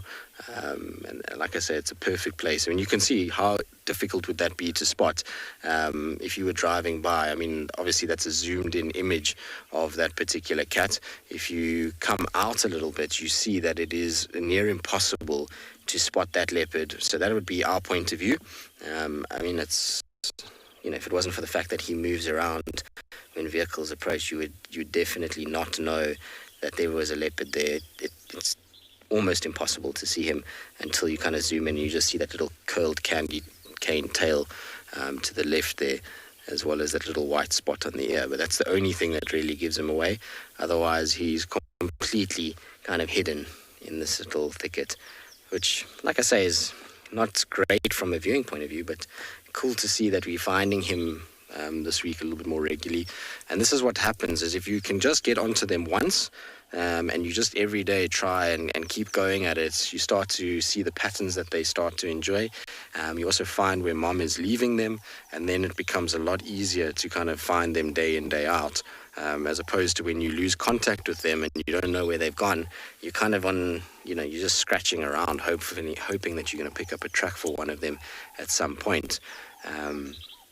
And so it becomes a lot harder, and you've got to wait for them to kind of move through a place where you can see, and then you can start kind of tracking them. But if you just stay on them and check every day roughly in the area that they're in, often you'll find you get a lot of success. Now this morning we have had tracks for Tundi's cub too on Torchwood, but we just didn't have signal, and so that's why you know, we've come down to Chitwa and luckily got success with him instead. Is leopard the most successful, most widespread of the big cats? So yes, you find leopards throughout Africa, and then you find them in Asia as well, even into China. So they're pretty much the most widespread of the big cats. If you look at lions, their populations have been drastically reduced to a single population in Asia, and then, you know, obviously the populations throughout Africa, but even those populations have reduced quite significantly. Lions don't play well with humans. Leopards, while they don't do well with humans, are a lot sneakier, and they can survive outside of game reserves a lot better than lions can. They don't show themselves nearly as much as what lions do, and so therefore the conflict is not as bad. Cheetah, obviously, also massive decline. There's very few cheetah, and then jaguars are restricted to the kind of Amazon basin. So, well, not quite, but you know, they're in South America, so they're not quite as widespread as what you see from leopards. Leopards typically are quite a big distribution. Obviously, that includes all of the subspecies. So that's when we're including things like Amur leopard, the Asiatic leopards, the African leopards. They're all kind of the same genus, but there's these subspecies that come down from it. So if you include all of those, then yes, it is the most widespread of the big cats. In terms of Africa, if you just had to narrow it down and just the African leopard, it still is the most widespread of the three big cats we get in Africa. These guys are all over the place, and they survive in a multitude of different habitats, from mountainous areas to deserts to wooded savannas like we're in now, to grassland of the East African plains. Pretty much anywhere where there's an ability to find food, these guys are typically doing quite well. Sub-Saharan Africa, once you go into the Sahara, obviously, they don't thrive there at all. So pretty incredible species from that regard. Like I say, they can survive wherever they can just find food. And that's why you find the sizes of leopards is so ranging across these habitats. Small leopards in the mountains, much bigger. This area, they get much bigger. Lorraine, you're saying, are they born with the same spots and they have as adults? So yes, but what happens with little leopard cubs is when they're born, because of the size of them, those spots are all super condensed. So they almost look like solid rosettes. There's no little golden patch in the middle, really, because everything is so small. And so they actually get a very dark appearance to them, which helps because when they're at a very young age, and we're talking a few days old, you'll find that they're in these den sites, which are generally quite dark. So the darker their appearance, the more they're going to camouflage within these little holes. As they grow, though, those spots, because of the size of the body is growing, so the spots are spreading slightly, and that's when you get those rosettes to really form, and the little golden patch in the middle, and the spot pattern becomes a lot easier to see. But above the whiskers, those little spots don't change.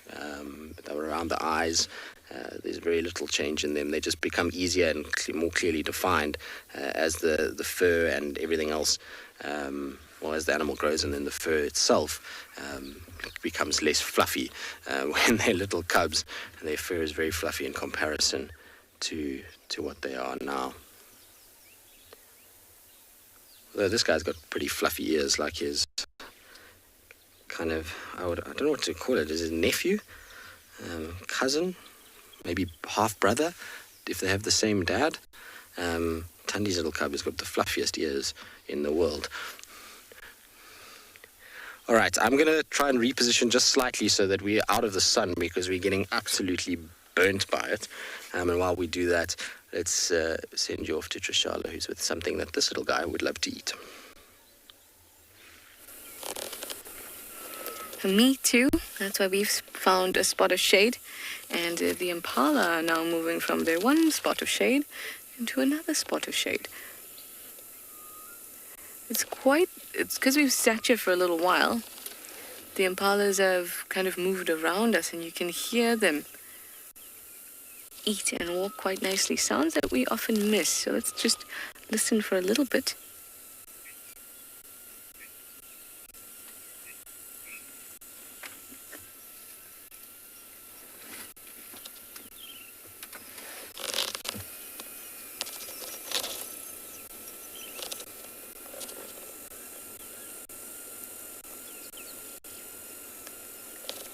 This curious little lamb.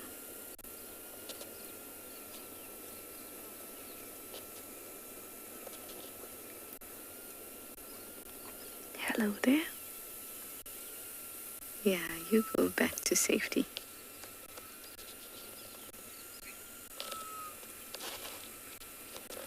There's a grey-headed bush shrike calling in the background.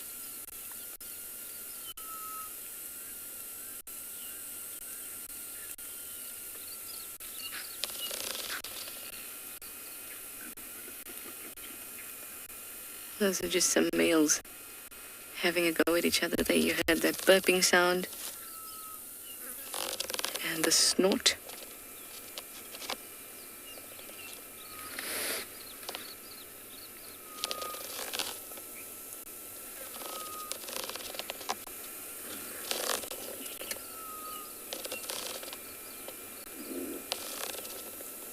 That sound you just heard there.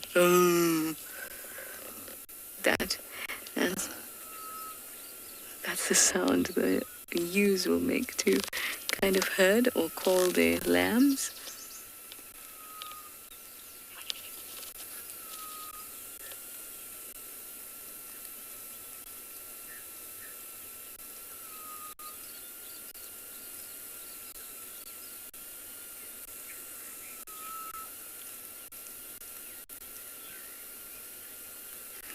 Jen, you say impalas look similar to deer? Yes, they do. All antelopes have a very, very similar appearance. But I know exactly what you mean, Jen, and they also experience a rut just like deer do.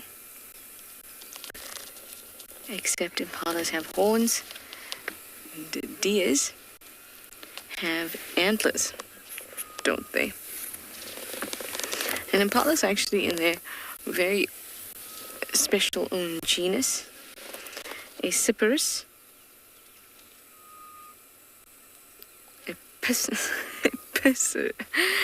Epicerus, there we go. I always say Acciparus, Epicerus.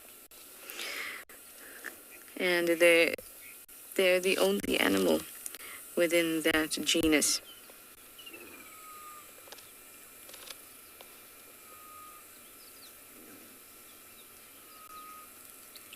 So you can say that they're quite unique. Absolutely unique when they are in the family Bovidae, and they are in Cervidae, I think. So they're quite different despite their similarity.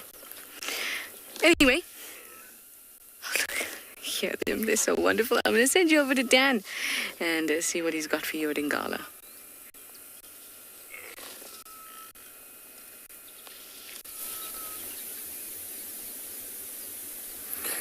Welcome back, everybody. Now we've got an elephant bull that's just been swimming in this watering hole, and he's just kind of left completely soaked. Look how he's throwing that sand onto him or underneath him. He might even throw some onto his back as well. Once he's covered in water, by throwing that fresh sand, it will even form like a crust on his body, which will help him keep cooler a little bit later. And it's just gone past 7 o'clock here, and it's probably already over 30 degrees Celsius. So we're preparing for an incredibly warm day, as I'm sure this elephant is doing. And getting a nice early swim is a good way to keep himself cool. And elephants being such big animals, Trish was talking about squirrels being so small and being able to overheat quite quickly. Elephants being so big takes a long time for them to warm up and a long time for them to cool down because of the size of their bodies. Look how he's using his feet there to loosen up the sand and then throwing it on himself, giving himself a bit of a dust bath, protecting himself against the sun later, and also trapping that layer or that cooler layer of air and water between his skin and then the outside, and it being exposed to the outside, which will keep him cool for a long time. I mean, just looking at him as well, it's very difficult to see if he's in must or not. And just from his behavior when he left, it looked like he might be in must. But now that he's covered himself in water and his body's actually dripping from water, it can be quite tricky. I mean, what we look for is between his back legs, from his penile sheath, you'll see to see if he's in must or not.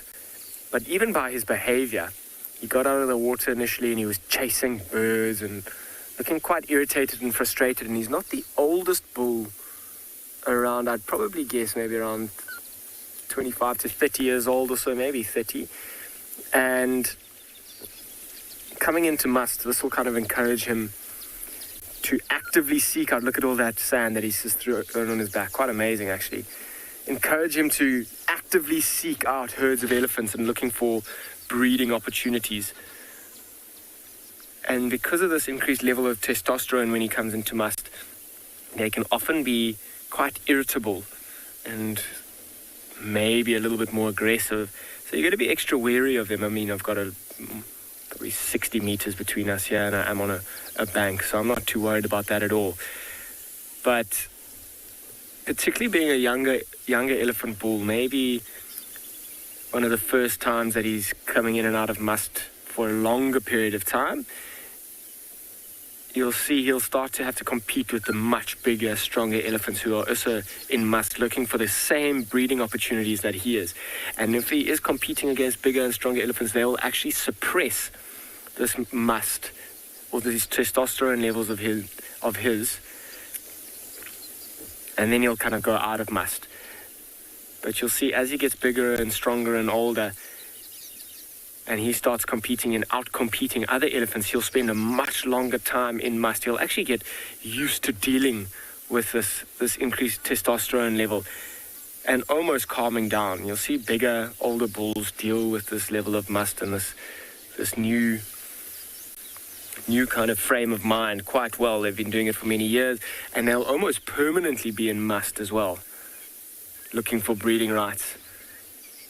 That's when they're in their prime and then they're biggest and they're strongest. I wonder if he's not going to start feeding now around the watering hole. I mean, he might have to actually put some distance to find the real green pastures that he's looking for, simply because this watering hole attracts all sorts of animals, and you'll see there are a few impala that he's going to go and walk by shortly. Let's see what his attitude towards them is like. If he is super irritable this morning, he'll actually even try and chase those impala away for no real good reason, just the fact that they're there, and he is the biggest and the strongest animal out here and gets the most respect. Let's see if I can't move a little bit forward and see.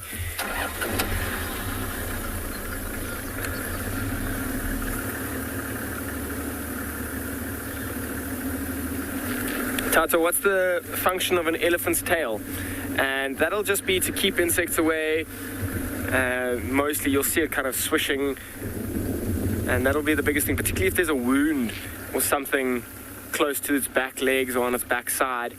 You'll see the tail kind of swishing to keep flies away and prevent infection. He's kind of walking through there. He hasn't shown any interest in these impalas. Maybe he's not in must. He's actually calmed down quite a lot. I wonder what it was that irritated him so around the watering hole when we first got here. I'm sure if he is in must, that there's quite a lot of elephants around here that he will actually be, this form will be suppressed in not too long. Just because I think there are bigger, stronger elephants around who almost deserve the breeding rights more than this one, because they are quite a lot bigger and quite a lot stronger.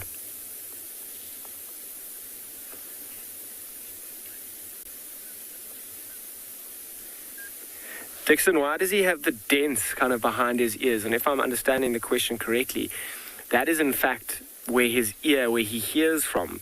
And that like kind of extra cavity will almost funnel the sound in there. And you'll see those huge ears. I mean, the ears are the actual hole to the ear. Or the ear, yeah, let's use that. It's just right in the front of the head, kind of where those dents will be. And you'll see they'll put their ears right out, almost acting like a radar dish and funneling sound towards where that little small hole is. I mean, those huge ears are not necessarily only for listening. They're also there to keep them cool. And you'll see when an elephant's super irritated, they'll put their ears right out to try and make themselves look bigger and intimidate whatever it is that they're feeling threatened by. And you see those ears flapping there as well. I mean, he's not really trying to listen to anything, but he's trying to keep himself cool. Hippos calling around the watering hole. And by splashing and wetting those ears and now flapping them and allowing wind to pass over, he's going to allow himself to cool down and keep himself cool. Particularly if he takes advantage of this time of the day. I mean, it's not nearly as hot as it's going to be in the next 4 or 5 hours. So if he allows himself to cool down now, nice and early, he may allow himself some time, extra time to be feeding when it is quite hot and warm. I mean, he'll spend as much of the day as he possibly can feeding and moving around, unless it gets uncomfortably hot, in which case he may either go back to a watering hole, cool himself down again, or even rest in the shade of a big tree. Let's see if he keeps coming this way.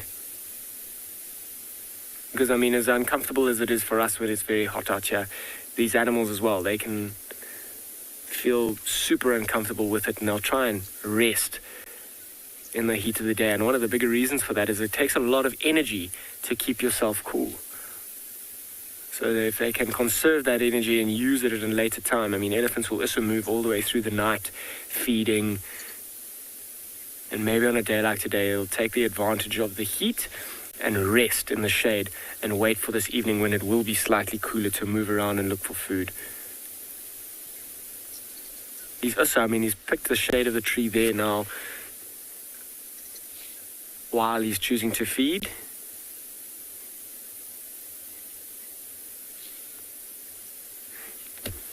Jen, do elephants use their ears to express their feelings? And the answer is yes. I mean, if an elephant is super frustrated, you'll see the ears come right out quite quickly, and that's the initial kind of movement. And one of the reasons is, I mean, an elephant is already a huge, big animal. But by putting their ears out, it's even more intimidating than what it was. And you can read an elephant's body language by the ears, in fact. And you'll see when, like this one here, his ears are slowly flapping. He's happy feeding. He's kind of giving us the signs that he's very comfortable and happy with what he's doing and not being irritated or frustrated by anything. But if his ears were out and permanently out, he's there trying to look bigger. He'll also be listening to whatever it is that he's trying to intimidate very carefully to try and get a more accurate guess as to what it is that's frustrating him. Like, you see the trunk up like that as well, smelling. You see how he has actually just chased those impala away? We were talking about, I wonder if he hasn't dried up a little bit. Let's see if I can get a closer look, see if he is in must or not. It doesn't look like it. I'm looking between his back legs and that penile sheath to see if it is dripping. And you'll often see the color of his back legs will be almost stained by a fluid. But it's super difficult when he's been swimming. Look how he's going to go scratch himself up on that tree.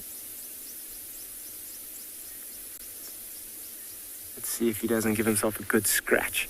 Maybe even you'll see in the next few months that marula tree. He's going to maybe get some fruit on that tree, and he'll even sometimes go out to that tree and shake it and try and get as much of the fruit as he can.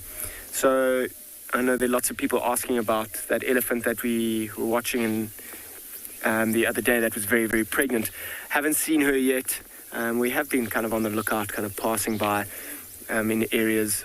But there's a chance that she might have even left, gone back into the Kruger National Park and given birth there. Or maybe just spending some time in a thicker area, trying to conceal their little one. But look at this one scratching its backside on the tree. I mean, we take having hands and arms for granted sometimes, not being able to reach in those spots. But a tree is a really good thing to get a good scratch, and particularly when you've got an itchy backside. But yeah, I mean, I'll definitely be keeping you guys all updated about that pregnant elephant, see if we don't find a brand new little baby around. I'm sure it would have been born by now.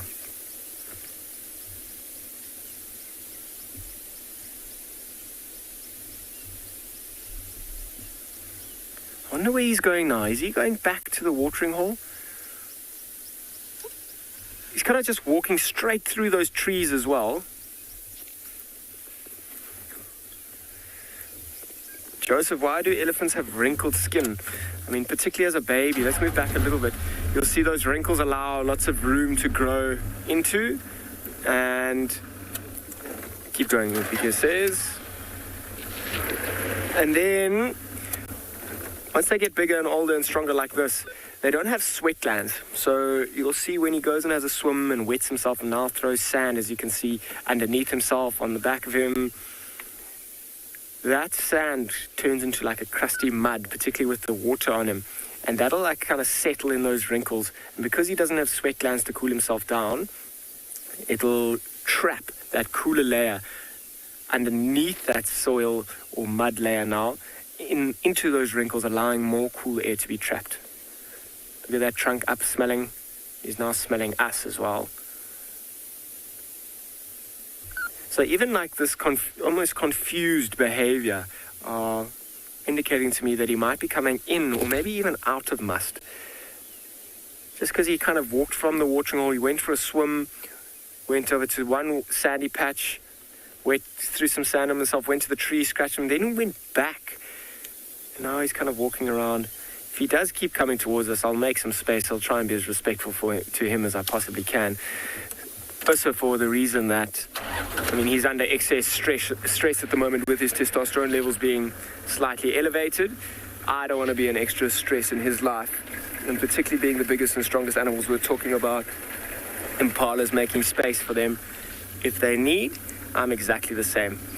If this elephant wants to go somewhere and I'm in the way, and it really wants to, particularly if he's in must, he may just come right towards us without worrying too much and using his big strength to kind of intimidate us, although I'm not going to give him the opportunity or put him under any kind of stress to even make that decision.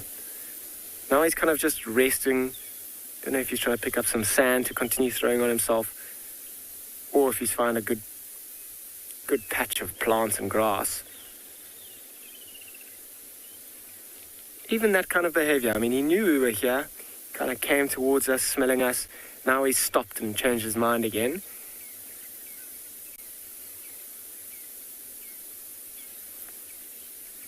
Going into that tree, using a little bit of shade. I mean, you'll see the plants and the growth underneath that tree, because it's in the shade, will be slightly more nutritious because they're not getting caked and absolutely destroyed by the sun.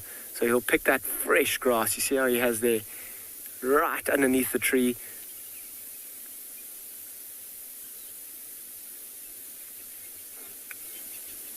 Is he going to feed on that tree? It doesn't look like it.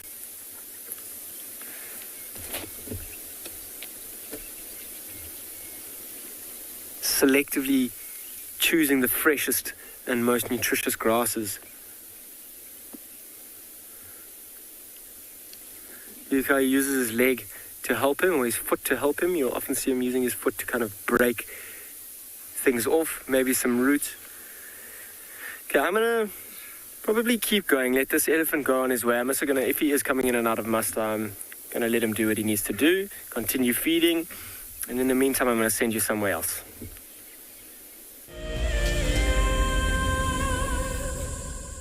Have you been watching Wild Earth and dreamt of being right there on safari with one of the guides? Well, now you can. Wild Earth is offering you a chance to buy a ticket to dream.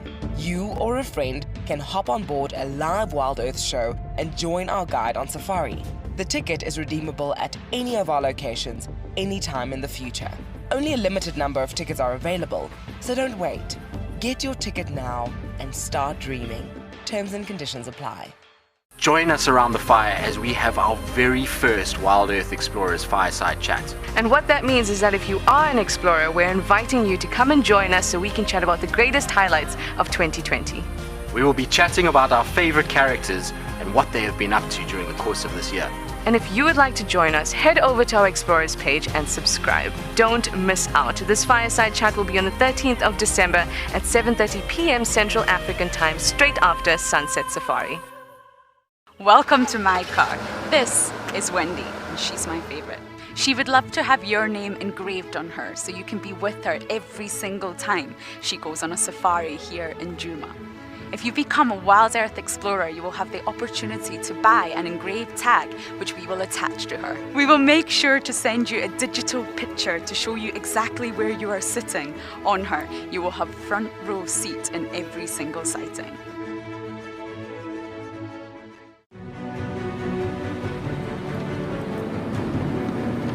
We've seen these ellies really chase wild dogs before. Let's get into the spot. There we go, there it comes. Look at that, isn't that amazing?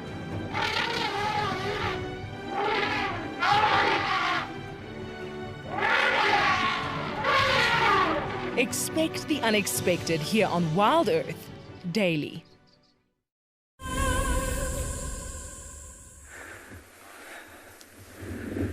So we were following up on that jackal making lots of noise, and we found an area that had a cat had scent marked somewhere, but I couldn't find any tracks. So we've moved out of that area and we bumped into this little group of meerkats. They're unknown to me.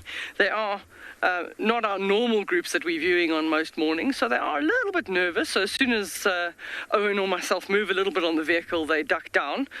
We've counted at least 8 in this group, mostly adults and sub-adults. But the interesting thing now this morning is you can actually see the plants around the den, the burrow system, are actually moving quite vigorously. The wind is still blowing quite strongly. We've got probably about, I think it was, the forecast was about 20 kilometer an hour winds, but the meerkats normally by this time in the morning, in summer, they've warmed up enough that they actually go foraging. So just the sheer wind for a meerkat, when you've got these aerial predators and these ground predators that we were talking about, and you've got all this other noise around you and all this distracting movement, sometimes they just wait it out for a little bit to wait for the conditions to get better. So that's what this little group has decided to do, is just wait it out at the burrow, see what's happening around them, they've got to be more super alert for the predators. They're close enough that they would have heard that jackal calling this morning, so they know that there's one in the area, and they're going to be on high alert. But when all the plants are moving, it actually almost takes away their hearing. So they're not, if you've got, I don't know if you're picking it up on the mic, the breezing of the wind, but you can clearly see it by the movement of the plants. The wind is quite strong. That tends to take away their hearing, the ability to hear very, very effectively. And also there's so much movement around, they don't know what's a predator, what's just a moving bush, and they are generally a lot more cautious. So they keep popping up and popping down. That's also just scanning around, but you can still see, still facing in an easterly direction to get that nice sun on their body.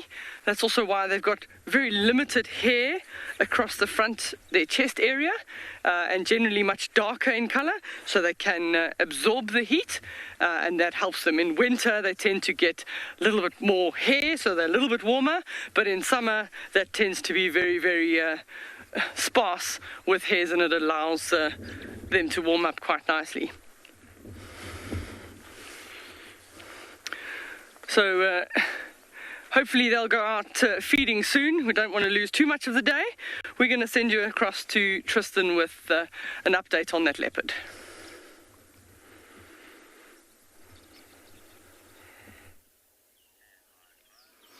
It's always amazing when you get an area where people spend a lot of time and check things out, and they see something new or a group that they don't know.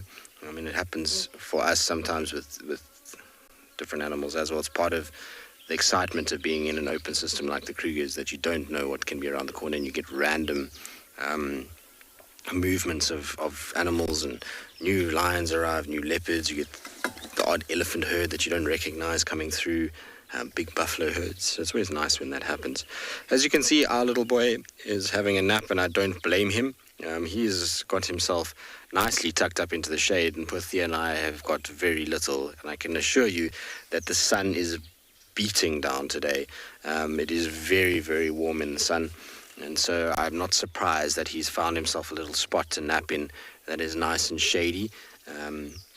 We're trying our best to kind of find little spots where we can view him from, but where he's in is this tight little thicket. Now, normally we would be able to maneuver our way into a little gap, but with him, because he's not the most relaxed cat, I don't want to push it and get too close and disturb him out of his little shade. And so for now, this is what we've been relegated to, is a little spotty leg and a piece of a tail, basically, that is kind of hidden amongst the vegetation. But I will take this as a win. The fact that he's not even looking at us and is sleeping and is just happy to be in our presence, that's a good thing. And the more we sit here and the kind of more we talk, and he gets used to the fact that the voices in the car and everything else is nothing to be too afraid about. Then, like I said, we're doing a good job. Then we're making sure that for the future, it's going to be better for everybody involved. Although, being a young male leopard, chances are he's not going to stay in our area, so we'll probably, lose him to somewhere else, like we have with all of our boys of late, which is a sore point. It feels like we keep giving away all our relaxed males and getting unrelaxed ones in return. But it's okay, it's part and parcel of how things go. Interestingly enough, I did have tracks for a male leopard quite far into Torchwood. When I say far, I mean eastwards, in an area we very seldom go because it's just too far east. And I wonder, that area should theoretically be for quarantine. The track wasn't fresh, it wasn't from last night, it looks like from the night before. But I wonder if maybe it's him. He hasn't been seen in over 3 months now. So, it's obviously a bit of a concern when we don't hear updates on him. But given where his territory is and how close it is to that Kruger boundary, sightings of quarantine were never that frequent in the first place. They started to get less and less frequent the more he kind of pushed east. And he'd be bumped into every now and then, but no one's actually seen him for the last kind of 3 months. And there could be that he's no longer here and he's moved more into Kruger. There could be the fact that he might no longer be with us. It could be that because of it's been locked down, the number of vehicles is slightly lower, although that doesn't really apply to the Djuma Buffelshoek Tortured Traverse, because a lot of that is not based on overseas tourism. That's more kind of landowners that are there, and so you'd find that the density of vehicles is still pretty similar to what it was prior to, well, I mean, probably just after the hard lockdown that we had here in South Africa. And so, that shouldn't really be a factor that much. But yeah, unfortunately, he hasn't been seen for a while. The last time he was seen was leaving a sighting of Nhlangula and Sele when they were mating, and he was seen walking off. He was absolutely fine. There was nothing wrong with him. It wasn't like he and Nhlangula had a big fight and killed each other. He was seen, I think, a day or two after that, heading back to his normal area. But that was the last sighting we've had. So I wonder if those tracks are for him. Either that or there's a different male around that's walking there. I don't think Mulawati goes that far. I could be wrong. A lot of what we know about Mulawati is so kind of hearsay, because reports and sightings of him generally are not exact. There's a lot of people that misidentify that leopard. A lot of people see a skittish leopard and they just immediately assume it's him. We know that he's been identified as Hosanna, he's been identified as Tingana, and vice versa. And so it's kind of a difficult thing to gauge exactly where he's walking, and that, coupled with his shy nature, means that sightings of him are few and far between, and generally at night. So we don't have a clear picture of how far Mulawati is moving, where exactly his territories lie. Generally, we do have very good kind of ideas of where leopards go, but with him, it's very, very tricky. All right, I might try just one more reposition, because it looks like there might be a gap where we can at least see his kind of body a little bit better. In the meantime, let's send you to Dan, who's got some endangered birds in a tree.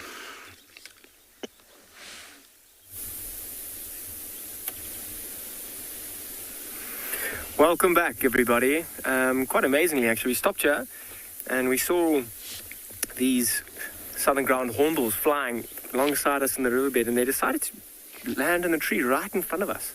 It's quite amazing. I'm surprised they're not on the ground already moving around looking for food. It's quite amazing to see this family. There's about, there you go, one just hopping there, another one scratching itself. Seem to be awake quite late this morning, waking up. This is often how they start their day, up in the tree, often calling. I'd love to hear them calling. This kind of low, deep, bellowing kind of noise. It's beautiful. And you'll often hear them calling from a perch like this, allowing that call to go travel quite far so that other flocks can hear them. I wonder if they're not, maybe they've already done their hunting and feeding this morning, looking for all sorts of small mammals, reptiles on the ground. They do spend most of their time hunting on the ground. Now it looks like they're kind of just preening themselves and enjoying a bit of the shade.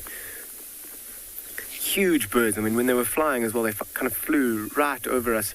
Huge wings, this white that contrasts so nicely with that black and that red face. But it's interesting. I mean, there is a chick at the top left, which is a little bit hidden.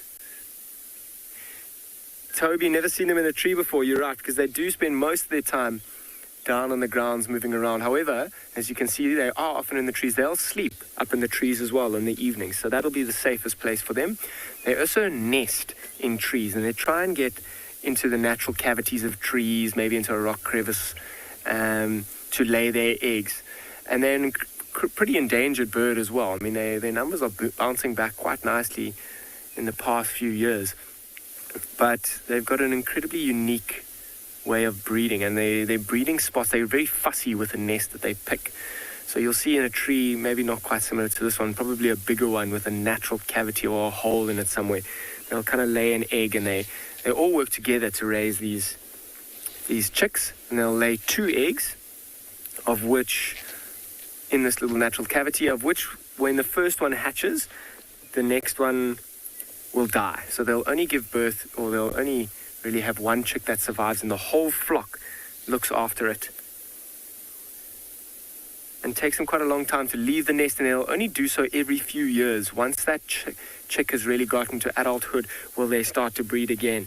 So because of habitat destruction, and them particularly being quite fussy, and their slow reproductive rate, their numbers took a huge hit, but they seem to be, through careful efforts, bouncing back slowly, and we're seeing lots of them around.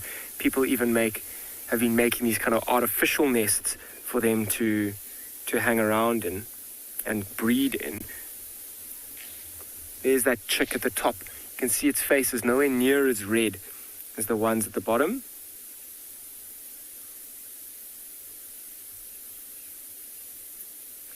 And it's quite amazing to see them up in the tree at this time of the day. You can see that one that's kind of moving its wings. Look at the white. I mean, contrast, it's quite difficult to balance up in there. Maybe that young one isn't used to crawling or running around in the tops of the trees.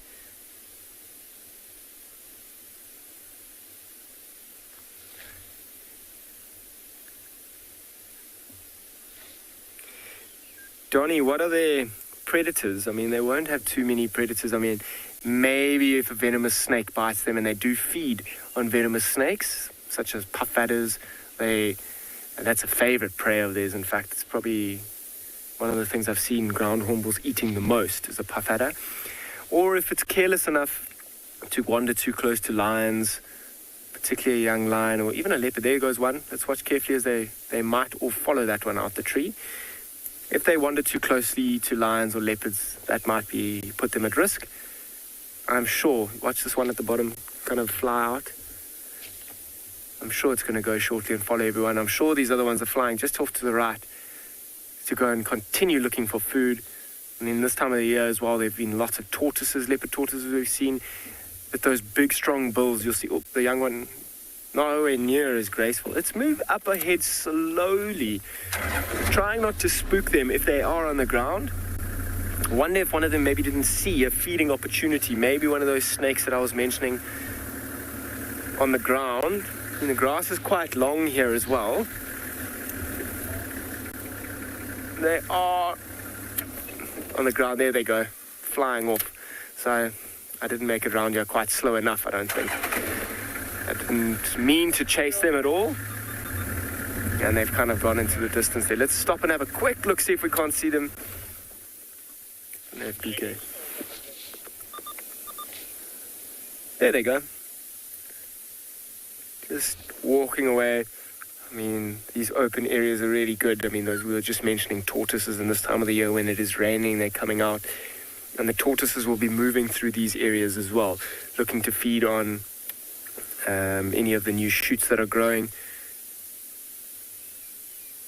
I mean, it's quite an aggressive process with a ground hornbill feeding on a tortoise. They'll aggressively put their...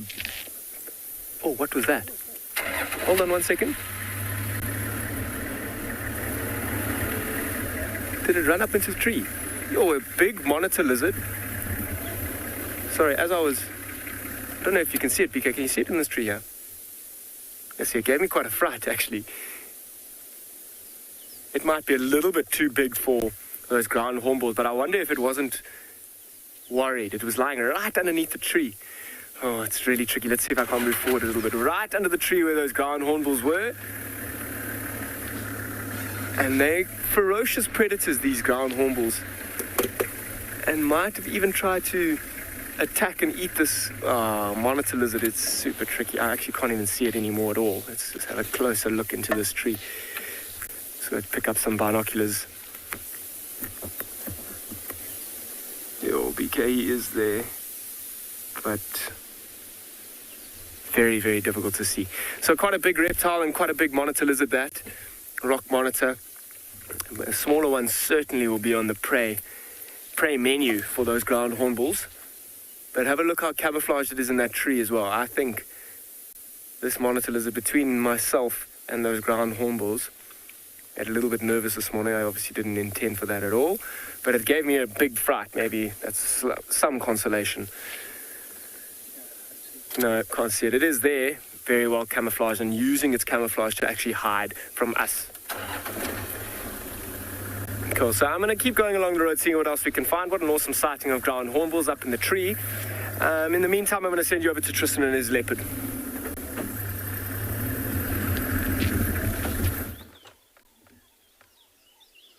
Well, we're trying to see if we can find some shade, which has just woken our boy up. He was fast asleep, but alas, we can't get anywhere into any shade. We've tried to see if there was a different angle, but there isn't. This is the only one there is. He's yawning a little bit, so maybe he's going to kind of move, but I don't think so. He's got himself such a nice little spot there. It's kind of surrounded by trees, so no matter where the sun moves, he's going to find himself some nice shade if he stays there. There's like 4 trees that kind of surround him, all of them quite bushy, which is the perfect spot, because like I say, if the sun moves all day, then he can find shade wherever he goes.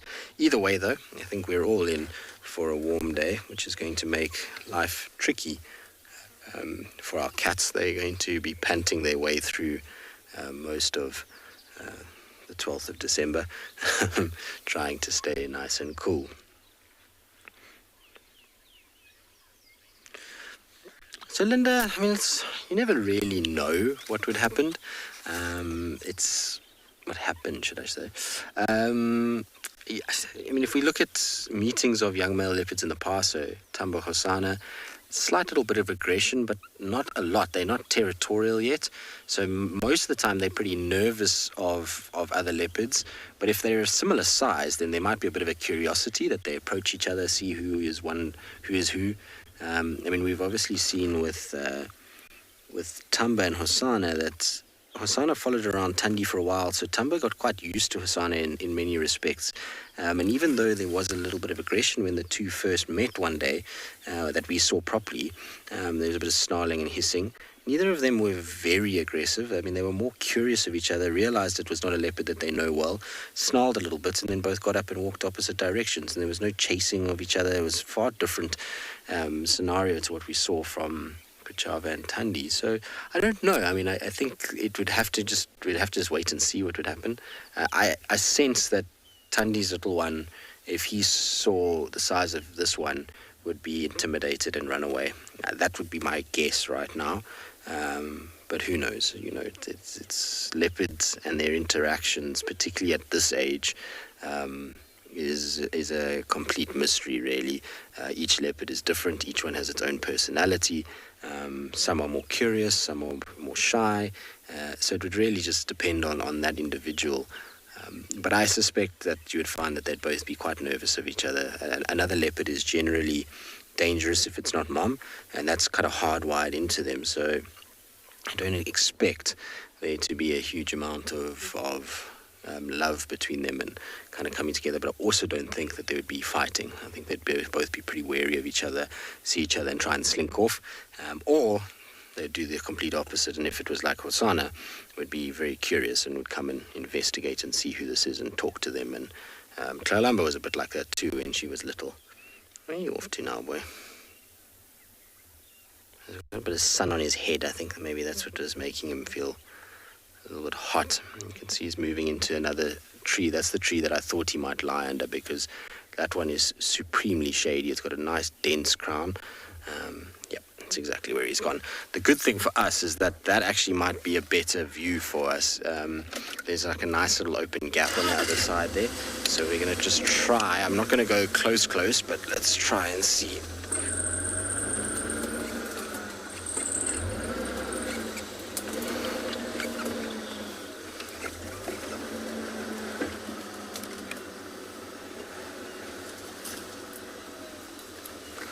Cobalt, I mean, probably Mulawati, but all of them really. It astounds me how often the leopards here are misidentified.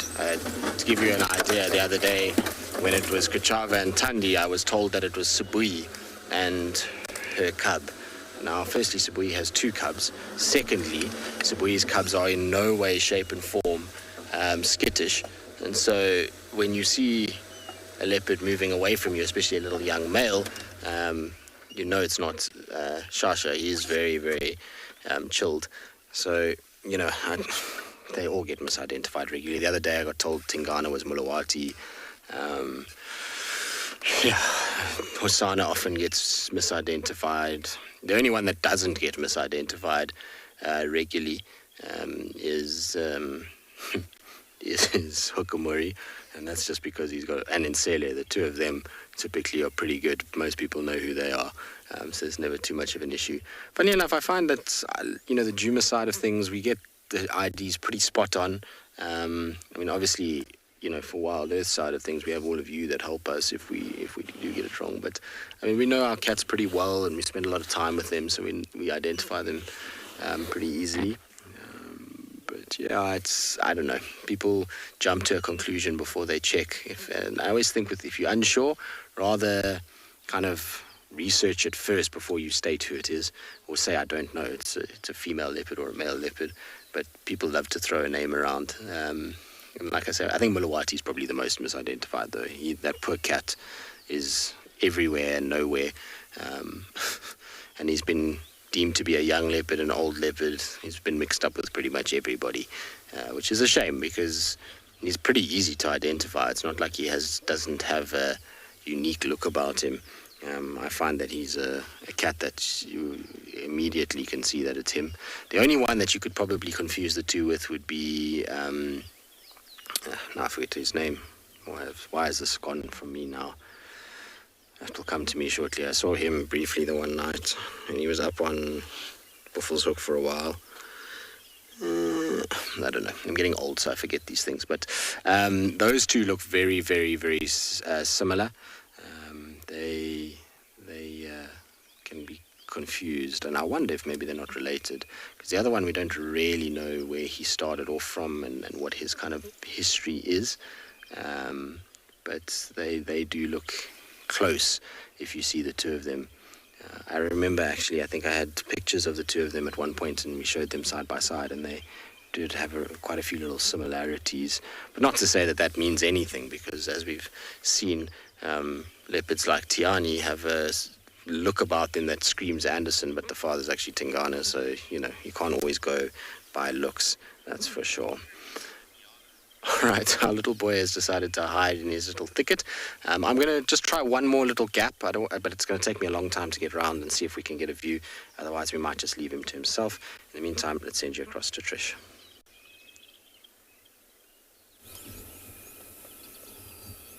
It's the time of day when that will happen because it's really, really warm now. And this Nyala bull thinks so too, coming down for a bit of a drink here. How gorgeous is that? They like to, or tend to be in the thickets, so we don't get to see them very often, or we don't get to put them on camera too often. And we hardly ever get to see them have a nice drink. Such a beautiful, beautiful antelope. You can see the oxpeckers on it too.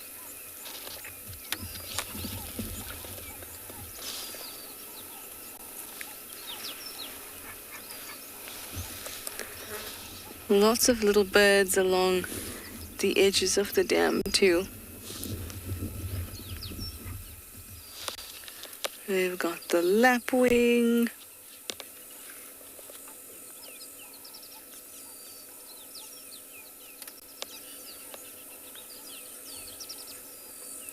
Where'd you go, lapwing?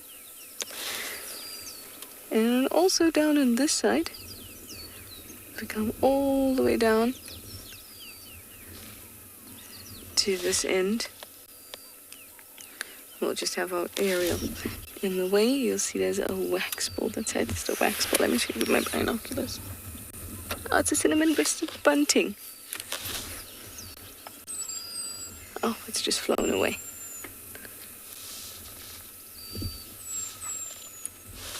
You can also hear squirrels screaming in the background. Maybe worth checking out. Remember how that one was shouting at Tingana yesterday? But they shouted a whole lot of stuff. So we were following some elephant tracks down this way and was hoping that we'd see them here, but it appears that they've already been here because there's lots of dung floating in the water. And we're going to continue to look for them and then maybe head into the Mulawati, where it's nice and cool, and if I were a wild animal in the bush, that's where I'd want to be, if not at the various dams.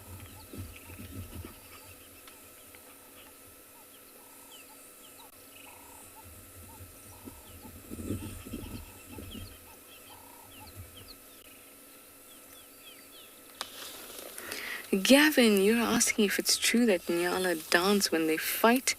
Yes, it is. It's called a lateral presentation. How cool is that name for a dance? And yes, you can call it a dance. But what they do is they size each other up and walk very, very, very, very, very slowly. It's the slowest fight you'll ever see in your life. And what they do is they make every movement very purposeful, and they make the hair, see the ridge on the back of their neck that runs down their body. They lift up that ridge of hair, and they make themselves appear much larger. And then they present to each other, and they size each other up in a bit of a dance. And by doing that, they figure out which one is bigger and stronger.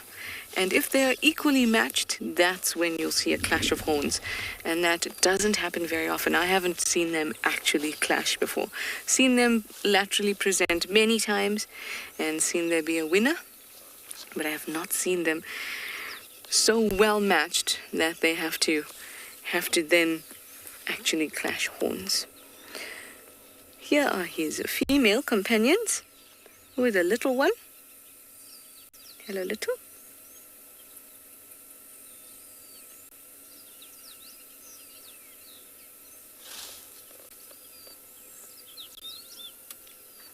Everyone's seeking out shade or water. Much like me, I've been seeking out water, and now I'm going to go seek out shade in the Mawati. Off they go. That is a great example there, that female Nyala there as she walked. You see the way that the light streamed down from the trees, and what a great effect that had in looking just like her coat. So when she's in that shady spot and light comes through, it's great camouflage. Now she's out in the open. I need to see her again under a tree.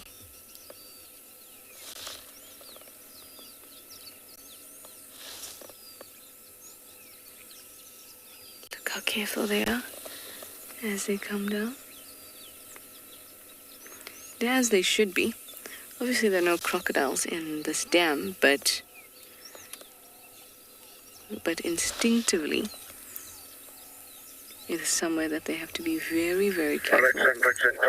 Apart from the fact that, apart from the fact that there could be predators in the water, it's also a super vulnerable position to be in, head down and focusing on drinking. And it doesn't just have to be predators in the water that can grab you, but predators even that may sit in the shade nearby. So you have to be very, very, very, very careful.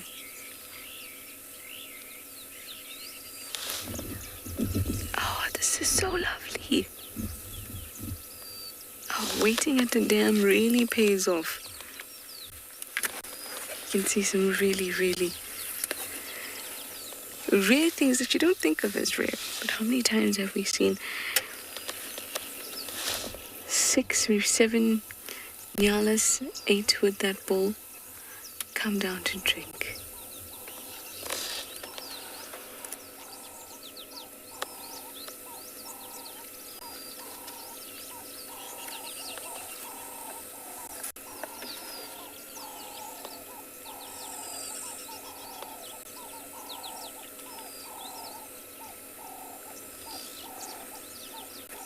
Everyone says it's very beautiful to see the whole family. It is very, very, very beautiful.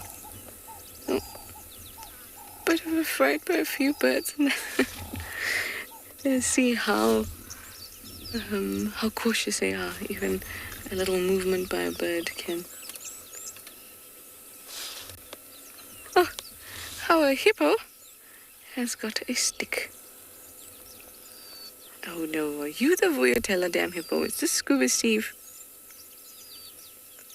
Because I know that hippo loves to play with a stick, and now we just have a stick popping up.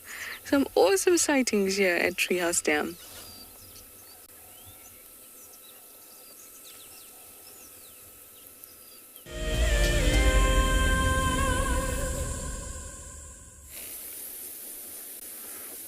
Welcome back to Anvion and Gala, everybody. Now, I've kind of just framed up on this marula tree here. There was a black-headed oriole that was in there calling and calling. And what I'm going to do is I'm actually just going to spend a bit of time listening to see if we can't hear it calling.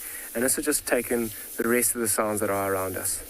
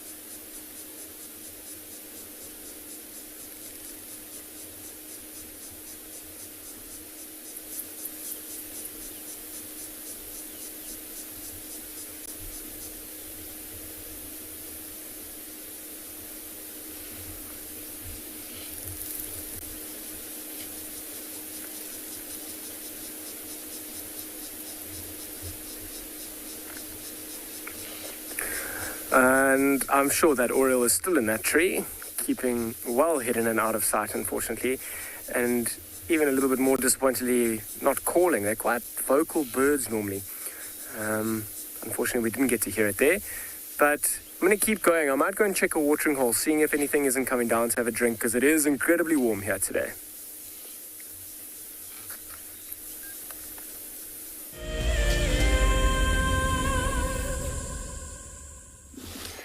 Our hippo is having quite some fun with a stick, so we're going to watch him for a little bit.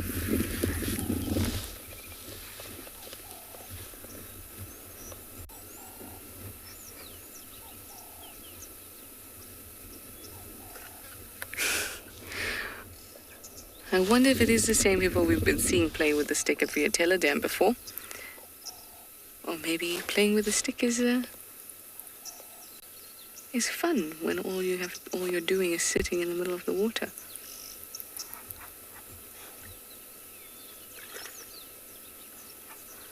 I know some of you might be wondering if maybe it's stuck. He has lodged it, but he can definitely get it out just by a little bit of rubbing. Now he's just playing.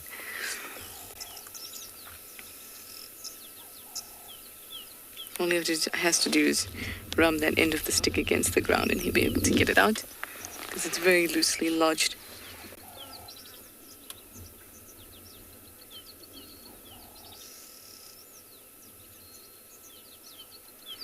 Oh, he's using it as a snorkel. It looks like a snorkel, except there's no air.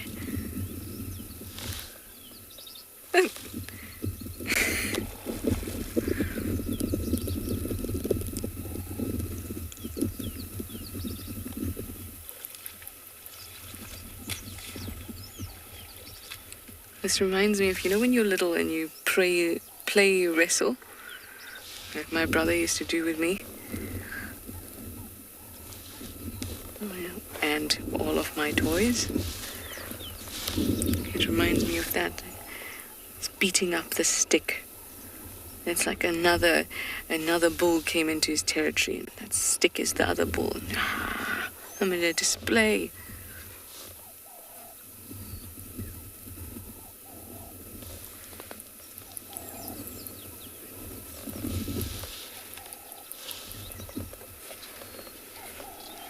So 50, you say it reminds you of a domestic dog with a stick? Yeah, I'm sure there's a lot of behaviors that we see and that we don't see. They're just a result of play and keeping one occupied and curiosity. And that's something that we see in our pets all the time because we spend so much time with them and they become part of our lives, you know, so intimately. But I'm sure this happens all over the animal kingdom where things just find something curious and then, yeah, I'm going to play with it. Now where's your stick gone?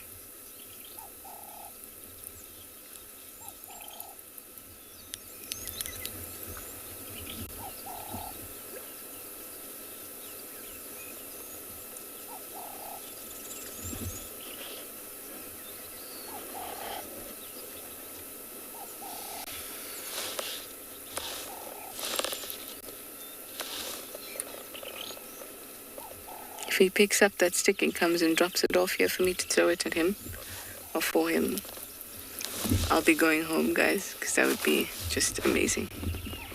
Of course, that'll never happen, and it'll probably be the last thing I do if I tried to take it. You'd get to see it on camera, though. That'd be entertaining. Hello.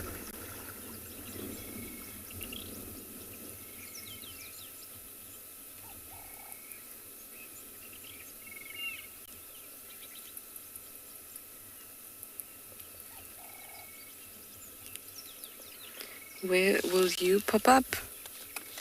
Pop up, pop up.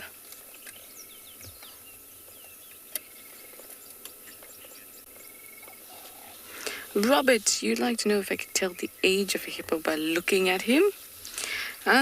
It's difficult. Firstly, because we don't ever really get to see the whole body for long enough to be able to use that as an age estimate. But a big bull, you're looking at about 2 to 3 tons.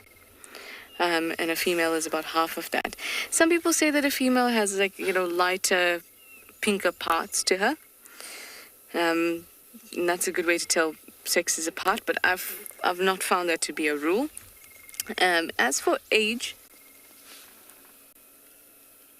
sorry, I just heard an alarm call. I'm just gonna talk a little bit softer so I can hear. As for age, a hippo is... Okay, there's something here. We're gonna move. Okay, we got her. Hello, girlie. Hello, girlie. I see a leopard. Are you gonna come drink? She's directly behind the car now, so let's just wait a moment. Hey, girl. Can't see who it is. I think it's... Actually, I can't see. Hey. Okay. She's Danny.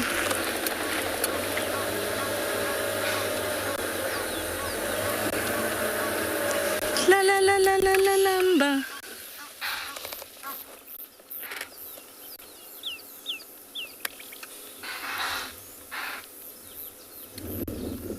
Yay. Well, that was an awesome find. Were you gonna come down to drink and then I disrupted you? Or did all these impala disrupt you? Wow, that was a very, very lucky find.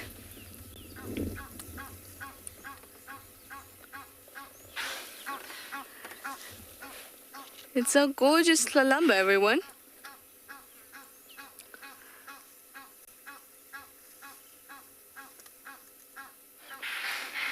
Can you hear the impala?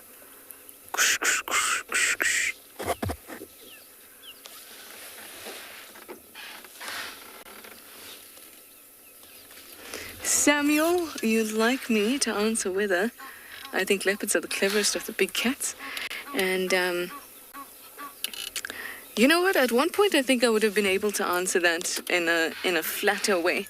We're just going to follow her while we chat.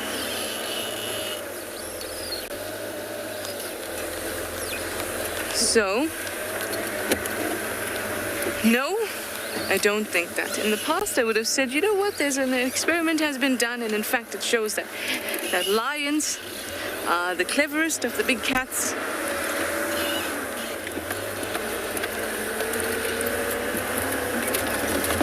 And there is an experiment that shows that lions are the cleverest of the big cats, because in tests of usually what it is if you try and find a trapdoor, and if one animal pulls this side, another animal pulls another side, it's tests like that, then they'll get a treat, and if they can learn that sort of behavior.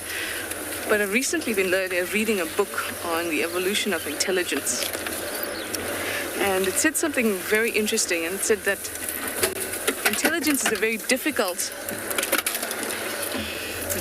thing to categorize, because each thing is intelligent for what they need to be intelligent for. Leopards are not social, so why should they need social intelligence? So it's a very difficult thing to answer. I'm sorry if you wanted the short answer, but you got the long answer. Let me call this in quickly. Stations, we've located Tlalamba. She's on the link road between Treehouse Dam and the Hyena Den. I'm with her at the moment. First responder, please take over the lineup. There we go.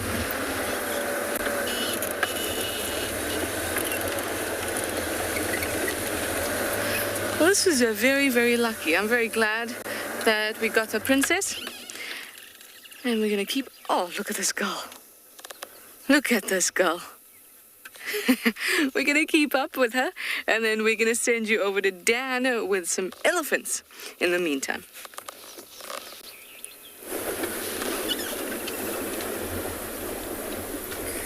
Geez, that is a stroke of luck this morning, Trishada.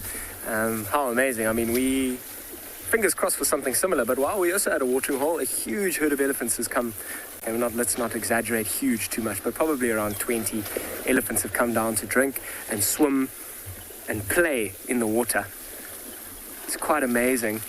And also what's super, super interesting about this, I mean, this matriarch, or I'd assume the matriarch, who's quite close to us over here. If you look at her, she's actually got, try and zoom in on that shot, because can you see that collar on the top of her? So very interesting. This is something we don't see very often at all. I can only remember a few times seeing elephants with collars on them, and that'll be exclusively for research purposes. We've got no access towards the information that gets brought to Carrier. She's come a little bit closer, and the bar is right in the way. So I'm going to stick on the little ones that are swimming, but keep talking about that collar. So researchers will put the collar, choose either a matriarch in a herd or even a younger elephant. Just going to listen to the splashes quickly.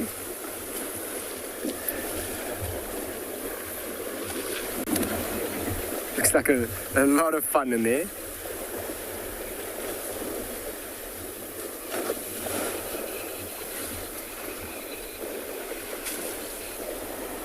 She's rolling around, splashing, playing. Look at all of them. All of them are almost completely submerged. But going back to that collar, so they'll pick an individual and they'll follow particularly movements in different times of the year, try and track in winter time where they're going, where they're feeding, and follow this herd incredibly closely. I don't have any access towards that specific collar. I don't know this herd particularly, and the fact that I haven't seen an elephant cow with a collar on it for a long time means that this herd's very likely just come onto Ngala maybe in the past couple of days.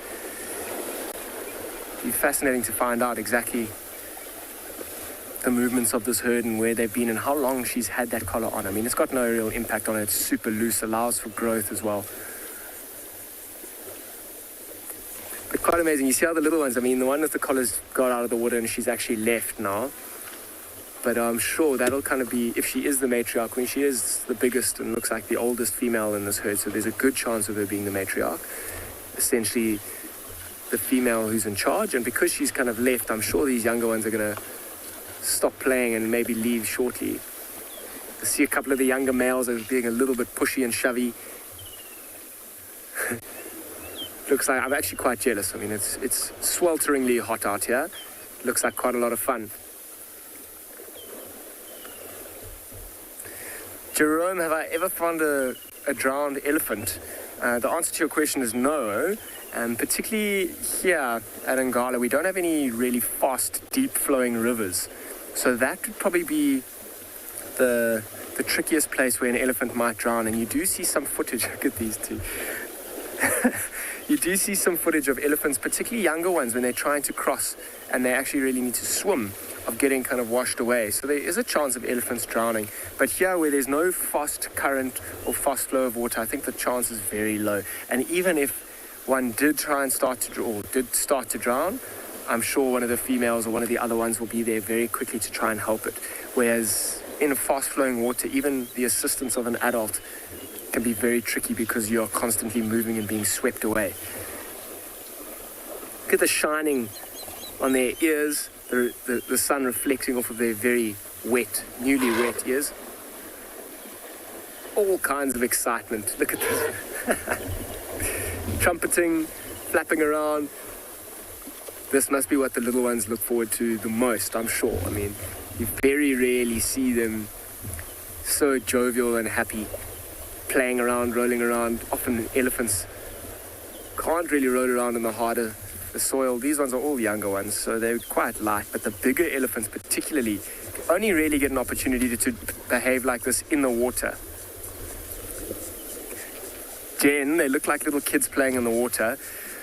In fact, that's pretty much what they are. I mean, they're not people, of course, but they are young elephants, and that's just like us as children, love to have a good time, and they're all kind of hanging around together, pushing, shoving, splashing, playing, behaving very similarly to how human children would as well. Taking advantage of the fact that the matriarch has brought them to this watering hole. They really don't want to leave. She's kind of just feeding behind us at some distance now, but not worried, allowing the little ones to have a little bit of fun. But you'll see when she is ready to go, they'll all, I'm sure, be a little bit disappointed, but they'll all end up leaving and following her command. Probably with a thick bottom lip, as many children can do. What a scene though, hey? I mean, Trishala sitting at that watering hole and a leopard just came down and surprised her. A large herd of elephants surprising us. Look at them climbing on top of one another. There is a bigger one that's in the middle of the group there, kind of just keeping a safe eye. There's some real little ones in there as well. Look at splashing, throwing their trunks around, pushing and pulling, all fun and games.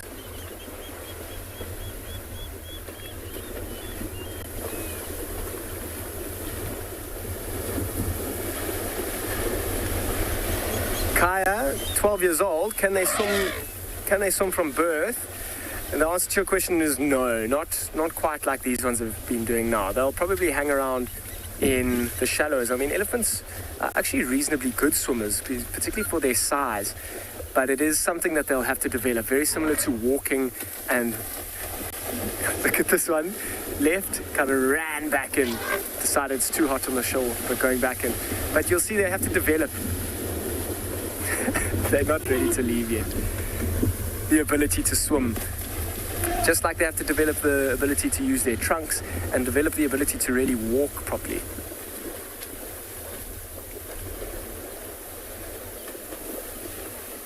They're really showing off now. I mean, those few that left, it's kind of like they left, decided it was too hot on the banks, and they went running back into the water, decided there's still a bit of time left for some more fun and some more playtime.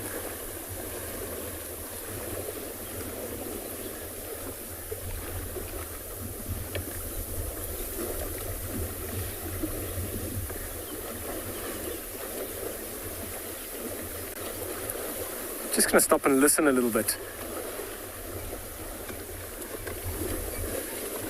Let me answer Olivia's question before I sit in silence quickly. Olivia, do crocodiles kill the baby elephants? I mean, in a watering hole like this, the presence of all these elephants kind of all together will be a super intimidating area for a crocodile to move into, and it'll actually avoid this, particularly with the observation of the rest of the bigger elephants. If a crocodile did try and come and take one of them down, that crocodile is going to have no chance. The bigger elephants will grab it with their trunks and chase it away. However, if they come down to the side of the watering hole and there is a little one that's drinking, a crocodile may very likely try and take it. But it runs the risk of, if it holds on too long and allows one of the bigger elephants to get too close, a bigger elephant will kill a crocodile, particularly if it manages to grab that crocodile with its trunk, or even stand on it or stab it with one of those tusks. Crocodile's got to be very wary about taking a baby elephant, although it may if it gets the right opportunity.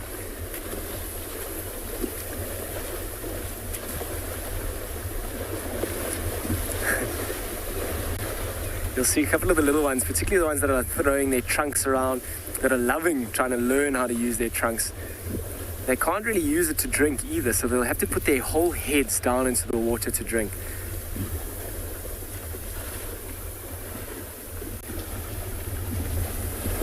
I'm feeling incredibly jealous of these elephants now. They're looking nice and cool. I mean, I'm having a great time, but I'm nowhere near as cool as these guys. It's sizzling hot out here, and it's, 8:15 already? Probably close to high 30s.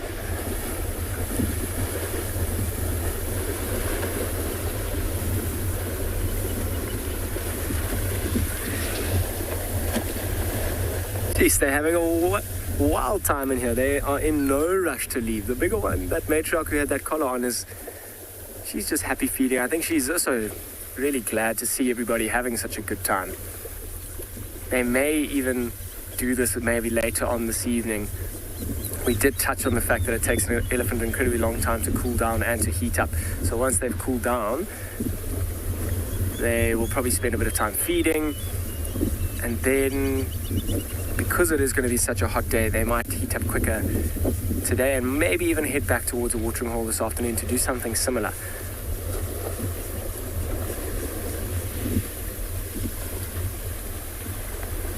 I mean, they would have been perfectly fine if they didn't come and have this swim today. They would have found other ways of keeping themselves cool.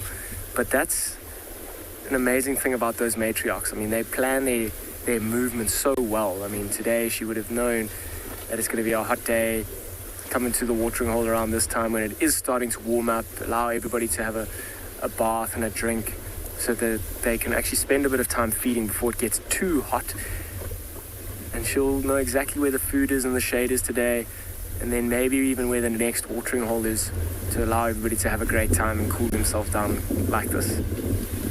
And this is knowledge that gets passed on into this herd. And there'll be a few younger females that are playing in here, and those females will be with this herd forever, and they'll very likely remember the knowledge that gets passed on. And as I said, I haven't seen that collared elephant through here before. There's a chance that some of these little ones have never been into this property before, never been into this watering hole. So a really good place for them to learn, and I'm sure this is a memory that'll stick with them for a long time.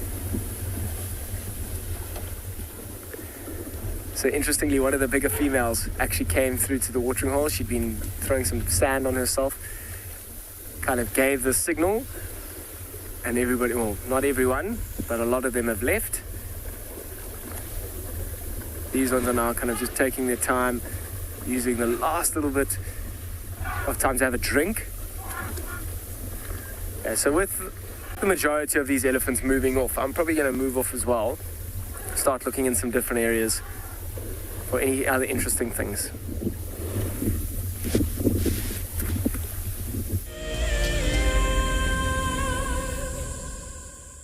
Join our Explorers program so we can keep on sharing nature with the world. For a monthly subscription, you will have the opportunity to win fantastic Wild Earth expeditions, have access to an animal identification app, receive weekly highlights from our shows, and much more. All the money will go to keeping these live safaris on air, which in turn connects a global population with nature. Join us around the fire as we have our very first Wild Earth Explorers Fireside Chat. And what that means is that if you are an explorer, we're inviting you to come and join us so we can chat about the greatest highlights of 2020. We will be chatting about our favorite characters and what they have been up to during the course of this year. And if you would like to join us, head over to our Explorers page and subscribe. Don't miss out. This Fireside Chat will be on the 13th of December at 7:30 p.m. Central African Time, straight after Sunset Safari. Wild Earth is launching our brand new Explorer program with an opportunity to win a very special Wild Earth expedition. The lucky winner will get a behind-the-scenes Wild Earth experience at the magnificent and beyond Ngala Tainted Safari Camp. The prize includes a 3-night stay for you and a friend with a chance to sleep out in the unique Ngala treehouse. Become a Wild Earth Explorer and stand a chance to win this and many other prizes. Terms and conditions apply. My name is Ross and I'm a field guide at and beyond Pinder Private Game Reserve. I love getting questions from guests on Wild Earth because I love sharing and learning information about nature with new people, and it also makes me feel like you're all joining me in real life. If you want to ask a question on Wild Earth, then you need to register on our website. Once registered, go to our live safari page and submit your question below our live feed.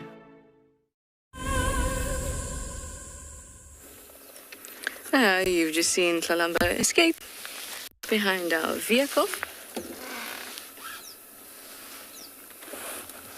She's not coming. You're going to see a structure that you love in a second. She gave it such a look as well. It's Hosanna's pump house. She looked at it as if she knew.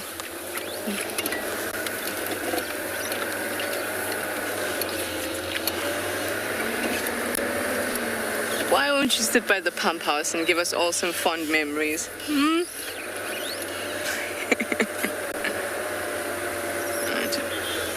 And we're just gonna sit here. Live at the moment.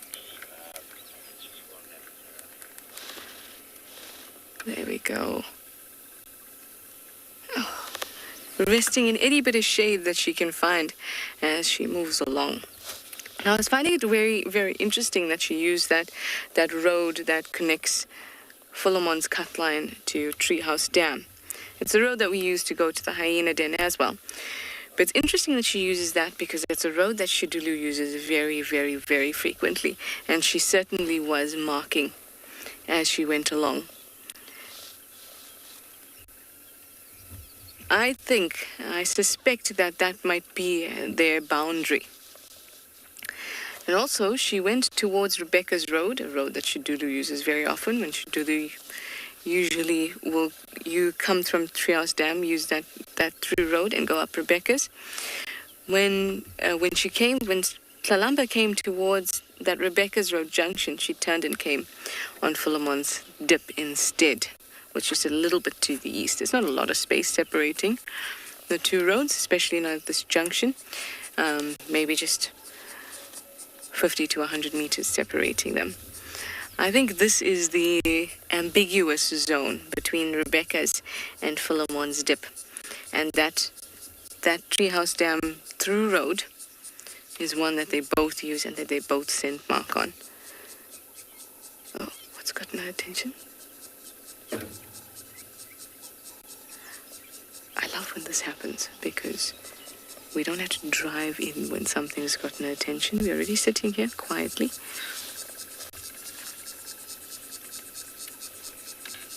And we're no distraction at all.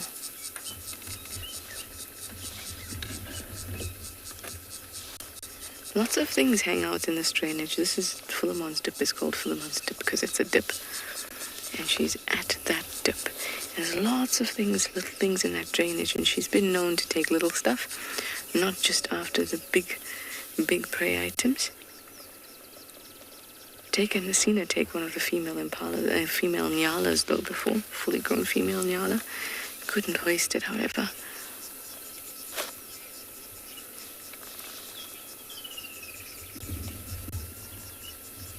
She likes scrub hairs. Seen her hunt water thickneys.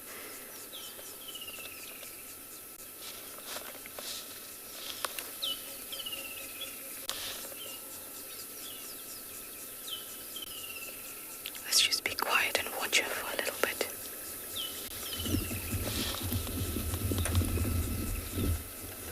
Christina, you say you can watch her all day long. Did you see how she was watching you there, Christina? That's why I said let's just be quiet and watch for a little bit and see what she's doing, where she's going. We can still see through the gaps, so I'm not going to move. I'm not sure what she's up to, whether she's hunting. You can just see her further to the right.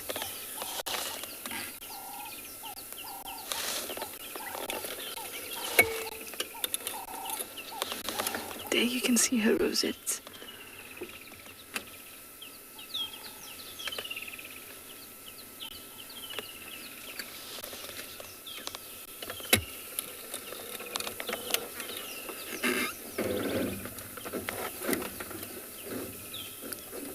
This car's handbrake is not doing so well. Let's hope we don't roll down.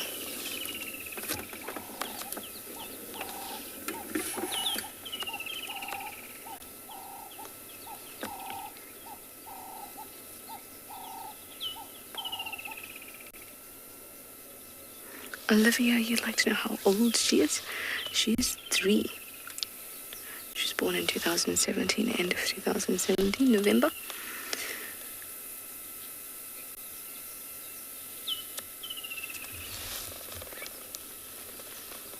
Three-year-old princess.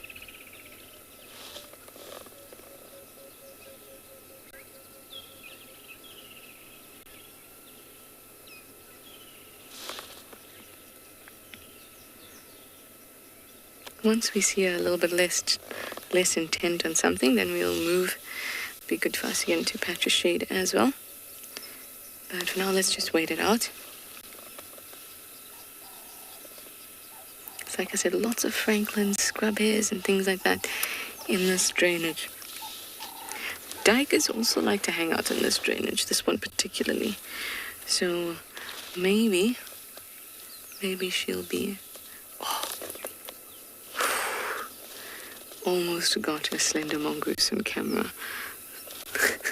Almost escaped the jaws of Tlalabo, the gaze of her. Anyway, let me send you over to Dan now while I watch what this girl gets up to.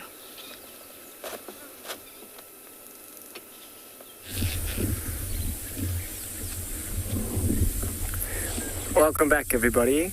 We left that big watering hole, and not so far away there's a small little mud wallow, and an even larger herd of elephants was here kind of splashing around.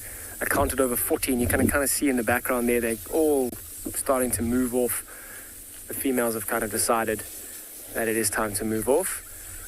They've had enough time in this watering hole, and it's certainly been a morning for elephants. They are everywhere, and it is amazing how these herds of elephants come and they go. Hey, they just go where they please. They follow water and food in different seasons. They'll hang around in different areas. Looks like two other younger bulls that haven't been so wet are kind of coming in. Let's see what happens here. If they don't come and have a splash and a swim, really cool themselves down. But it looks like the majority of the herd has kind of moved off, particularly all the little ones. They actually went running out of here. Actually, I think there's another herd that's coming through here, a separate one. They haven't been wet yet, and they're coming in quite quickly. So let's see them. I'm sure they're going to come and splash. And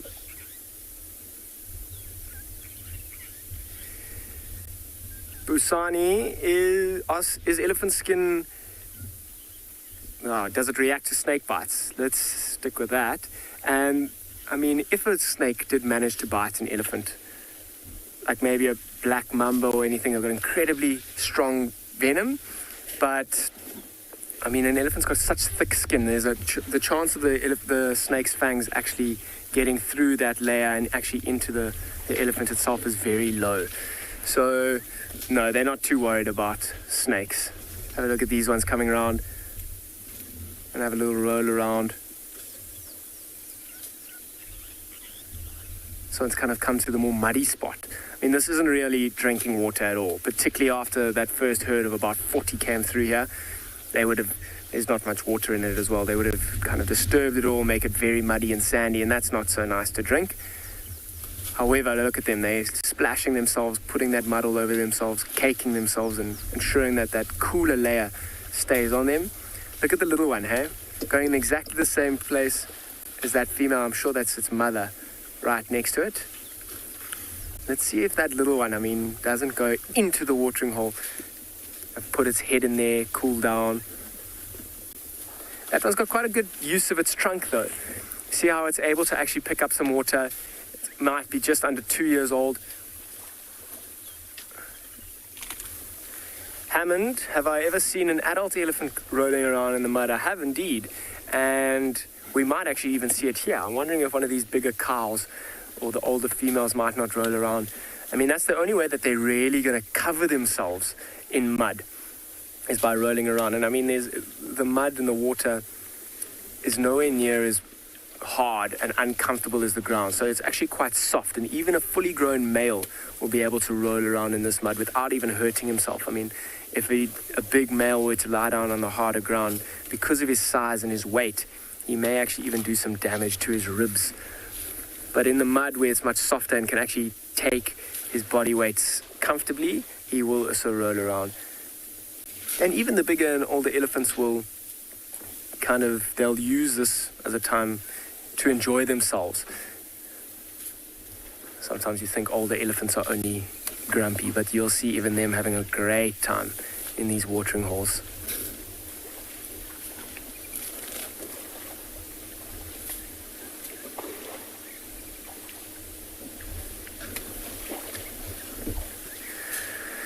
Sonia, what is my best experience with an elephant? And It's quite a tricky question to answer. I'm actually just going to quickly reverse. There's two little babies that are pushing and shoving each other.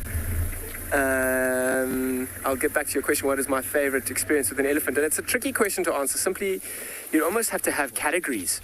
What is your favorite elephant sighting at a watering hole, interactions with animals? I mean, watching a large herd of 40 elephants come down to a small little mud wallow and being at about 30 meters away or so is truly special. So this is an amazing sighting. And huge herds of elephants. I think the biggest herd around here that I've seen, probably would have been several herds together. Almost 100 of them, or around 100 of them, coming down to a watering hole, particularly when they're very thirsty. You'll see them coming down with incredible speed with this huge dust cloud behind them. That is got to be one of my highlights, and particularly this category, coming down, drinking, covering themselves in mud and water to cool down. So seeing a huge number of elephants, and as I said, the largest that I got was probably around 100. In Botswana, though, I remember seeing herds or huge groups of elephants, well over 100. That's also just an absolute spectacle to see these huge animals in such numbers. It's quite amazing. I mean, there were over 40 elephants here at this mud wallow in the past 5 minutes or so, and now it's kind of gone still, completely quiet. They've all moved off to do their own thing, feed, scratch themselves, maybe cover themselves in some sand, and back to being peaceful and quiet at this mud wallow. I'm sure this isn't going to be the only activity that it has today. I'm sure there are going to be lots of other animals like buffalo as well. They'd love to come and roll around. Buffalo may even spend the whole day lying in the water to keep cool. I'm going to keep going, seeing what else we can find in the shady parts and in the water. I'm going to send you to Deirdre at Twalu.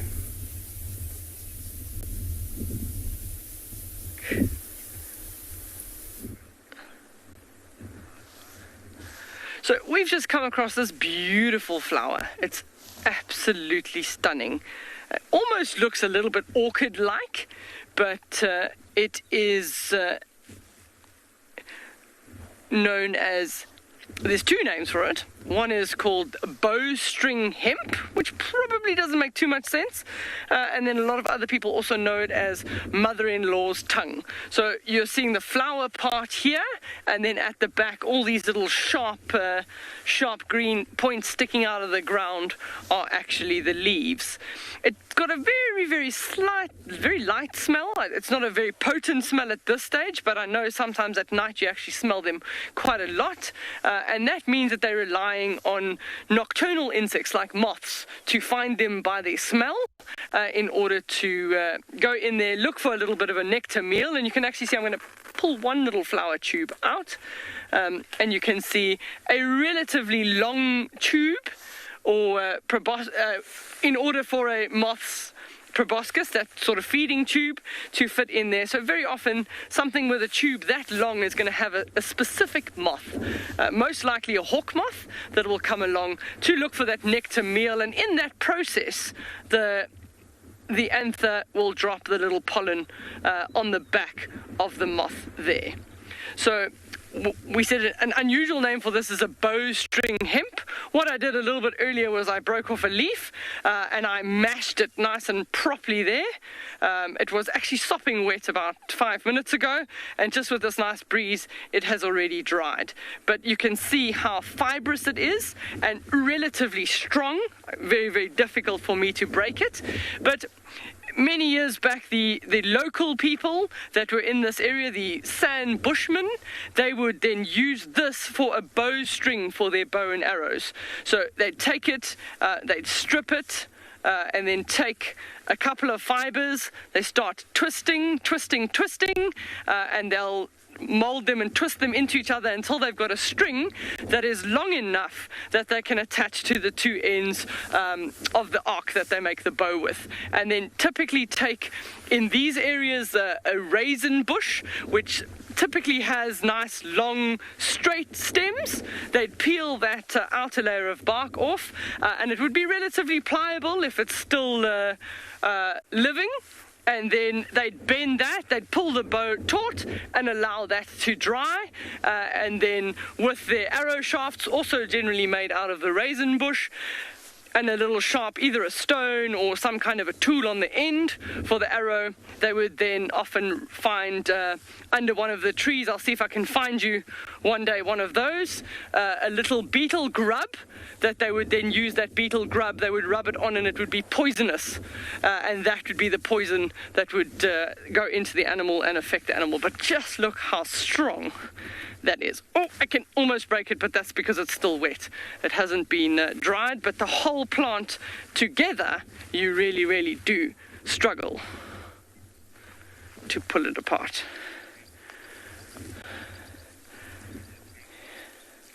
So, Critter Freak is commenting that they are gorgeous flowers. They absolutely are. There's 3 or 4 underneath. Oh, there's actually about 5 or 6 underneath this tree. And the mother-in-law's tongue does typically decide to be in a shady spot under a tree. And you can actually see here it's nicely covered by both a camel thorn and a river honey thorn. That's just made a nice little thicket for it. It's quite a hardy plant. The leaves are very, very hardy, so not necessarily very palatable. Generally, the animals don't tend to want to eat this. You can actually see no sort of foraging signs on it. I mean, if an animal wants it, it would just chop the top off, but I see none of that this side. I'm going to send you across to Tristan so you can get a leopard update.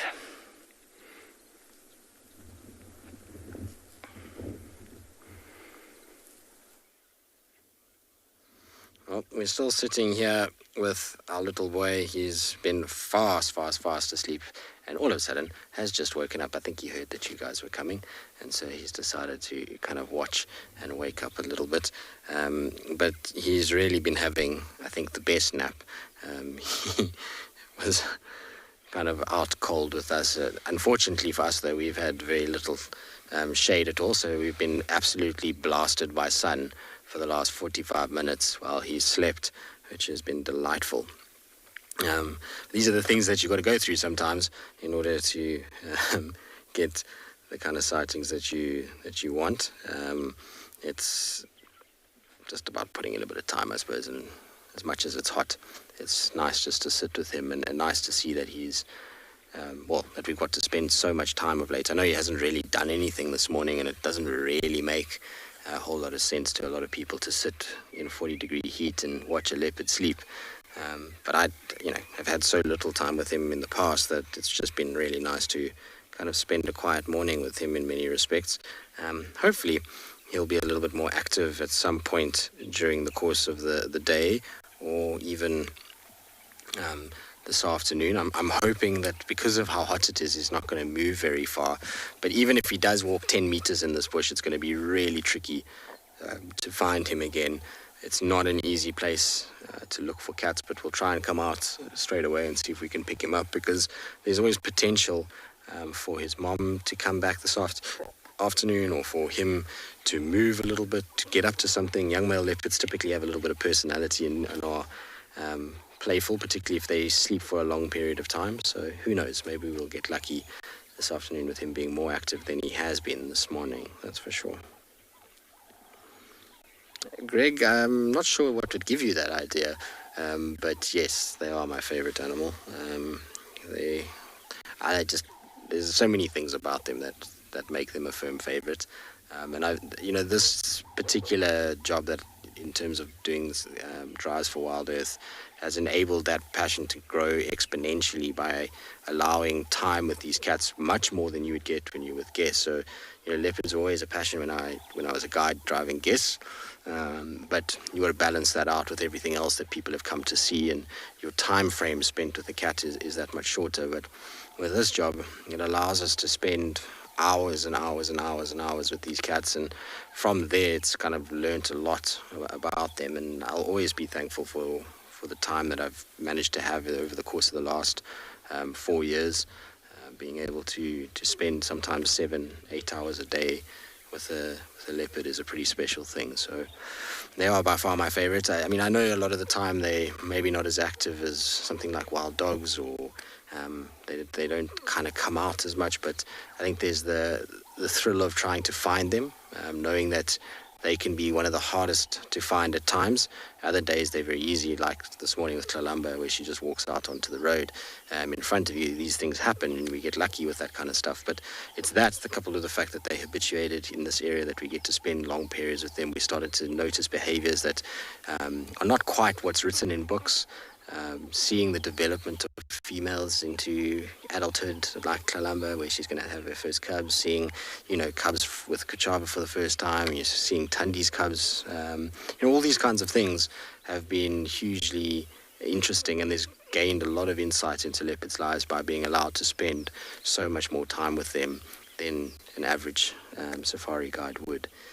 It's been a pretty epic ride, that's for sure, and I've loved every second of it. Like I say, I've learned so much about these cats just from my time here by being able to spend that time with them. We've seen how much more sociable they are than we gave them credit for initially, how active they are at random times of the day, and that nighttime is not always a peak of activity.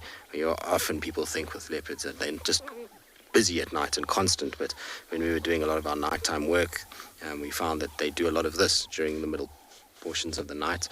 They actually don't walk around all that much, and random little things like that. So it's been a very, very, very special portion of my life, being able to spend time with them, and hopefully going forward I'll be able to spend time with them for a longer period of time and see how it all goes. It's not to say that I don't enjoy guiding guests. I really do enjoy that side of it. There's something about having people with you and their reactions and their emotions that they show, but it does kind of change the dynamic a little bit. I can sit here in 40-degree heat in the sun, get roasted, and it's uncomfortable, but it is what it is, and we can do it because you guys can bounce to other locations and see all kinds of other things. Whereas with guests that's a little bit trickier. So it's nice to be able to do this and to have that relationship with the cats in these areas, that you start to really understand their movements and where they go, what they do, how they are affecting each other, how there's been changes over the years. I think that's a very, very cool part of being able to follow an elusive cat like this that many struggle to see across the world. So hopefully that answers your question. That's a very long-winded answer for a pretty simple question. Sorry about that. I drifted a little bit. But like I say, they are a passion, so if I can spend every day with them, that's a good day. Obviously that's not always possible, but we try our best to find them as much as we can, and for you guys to see them as well and learn with us, which is always cool. Now, talking of leopards, our leopard is fast asleep. I think I'm going to let him be and come back this afternoon. In the meantime, though, let's send you across to one of my other little favorites, Tlalamba with Trishala.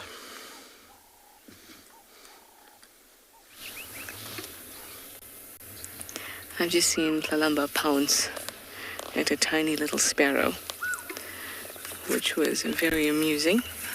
She is missioning. She's after a little snack, this girl. Not after anything big. She's keeping an eye out on the small stuff. And how I know is because she goes around the bushes and sniffs the bottom of the bushes. And what would be at the bottom of the bushes? Things like scrub hair. Hello, girl. You gonna give me a walk by? Hi.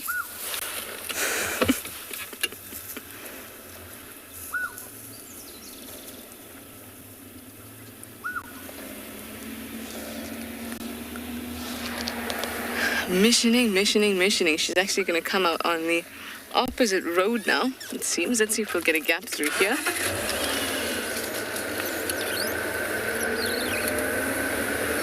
No, Tristan is preaching such truths and how lucky we are to be able to spend time with these leopards.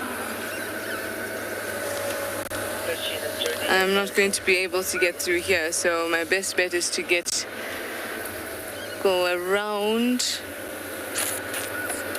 She's walked up that direction, but I can't see her at all.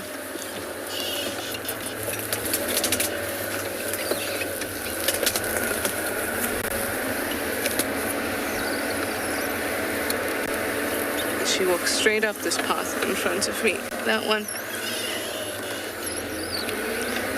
Yeah, like I was saying, it's such a privilege. I mean, just the fact that we can, one, find a leopard so easily, and then know, oh, look, it's Tlalamba. Oh, look, it's Shidulu. That is such a privilege. That's the type of thing that I'll have to keep telling my grandchildren. It'll be one of those stories. You think you know your cat, but let me tell you, when I was young, I could tell leopards like this. That's exactly how I'll do it. Looks like we've got eyes on her again. There she goes. Zay, you'd like to know who's my favorite leopard in the Sabi Sands? That's a horrible question, Zay, but I'm going to tell you who it is. It's Hosanna. Obviously, we don't get to see him as much, but I spent getting to know leopards. I got to know Hosanna best and most well and most intimately. So he is my favorite leopard, but it's a horrible thing to choose, Tristan will tell you. Very difficult to choose.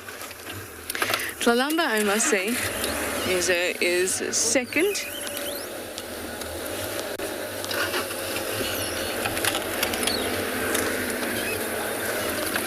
And hang on, let's not get us into a ditch here. Tlalamba would be second. And then I think that I would say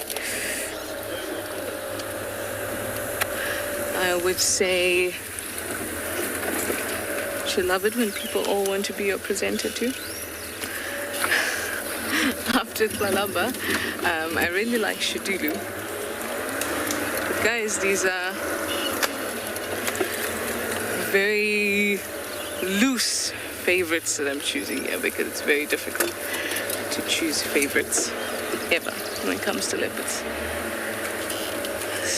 There's some serious bundu bashing going on here, and considering this, oh, there she is. Let's get a last view. She's just walking through there.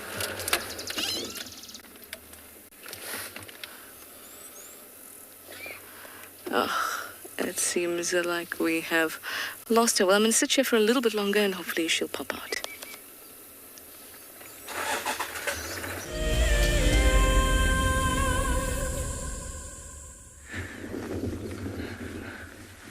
Welcome back to the Kalahari. We are just sitting in such a spectacular landscape, just taking in all these sights and sounds. So we're just going to absorb them for the next couple of minutes.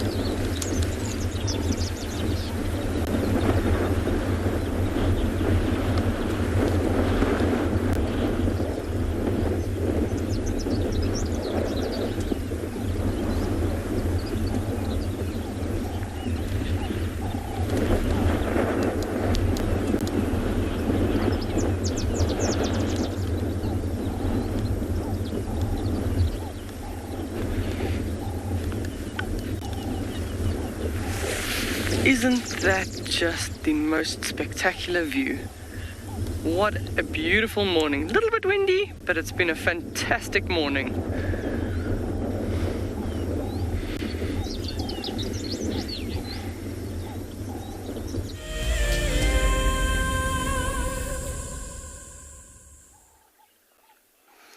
Well, we're still with our little fella. He's fast asleep and taking it very easy, and I'll take it as a win that he's sleeping this morning. I feel like we've done good. It's been a thick block. We off-roaded a little bit, and he still didn't lose us. So that's a good progress in many ways, that's for sure. I don't think he's going to go far, so I've kind of marked a pin for myself, because finding this afternoon will be quite tricky. It looks a certain way now, but in the afternoon, when all the shadows change, things can look vastly different. Trees start to amalgamate and look as the same, and so sometimes even we kind of drop pins for ourselves just to be able to know exactly where we're going and how we're going to get back to them, especially in this particular block. So we'll try again this afternoon with him. We also got good news that Tundi's little one was seen. We had tracks for him, as I was saying earlier, and he was seen exactly where we had the tracks. Apparently he's was also passed out, much like this one is, in a thicket. So there's quite a lot of potential around. There's the two young boys, Lalamba. Also, I must also just give an update quickly, because last night I forgot to, that the sighting of Monzo, which is a female leopard a lot of you won't know or wouldn't have heard about. She's a leopardess from the east. So you'll find she's an offspring of Inkanyeni, and so yesterday evening they saw Monzo, and then Monzo walked northwards, and they had a crazy sighting of Monzo with mom, Inkanyeni, and her new cub, which is a little young male apparently, and the three of them were together on a kill, but unfortunately it's right up against the Kruger boundary, and this morning they all crossed, by the sounds of things, into Kruger itself.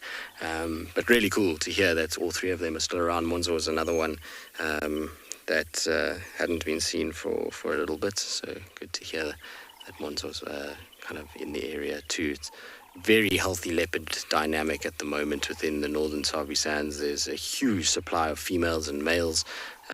It's crazy actually how many leopards we've got running around at the moment, and how they're all managing to fit themselves in. It's certainly going to be an interesting kind of period going forward. As soon as we see the likes of Tlalamba, Kara, and Zutini, they wanting to have cubs, it's going to really kind of be interesting to see how everything shifts. The other update that maybe some of you would like to hear about is Siseka. It's not a leopard we've seen a lot of, but has been seen a few times. I think the last sighting was with Steve or Lauren, I can't remember which one, but she was seen yesterday morning up in Manyeleti. So that's good news to hear an update on her. Beautiful little leopard as well. And glad that she's found a space that seemingly is unoccupied, because it sounds like Ukutula, which is another female that was from the Shaluva lineage. She's not been seen for a while, and so it seems like Siseka has now moved up into that area. So lots happening, lots of shifting and changing, which is what we expect. And hopefully we'll eventually kind of see everything, settling down, and we'll see where cubs are born and all kinds of other things. But it's going to be a good bumper year for our leopard population. Not that this year hasn't been, that's for sure.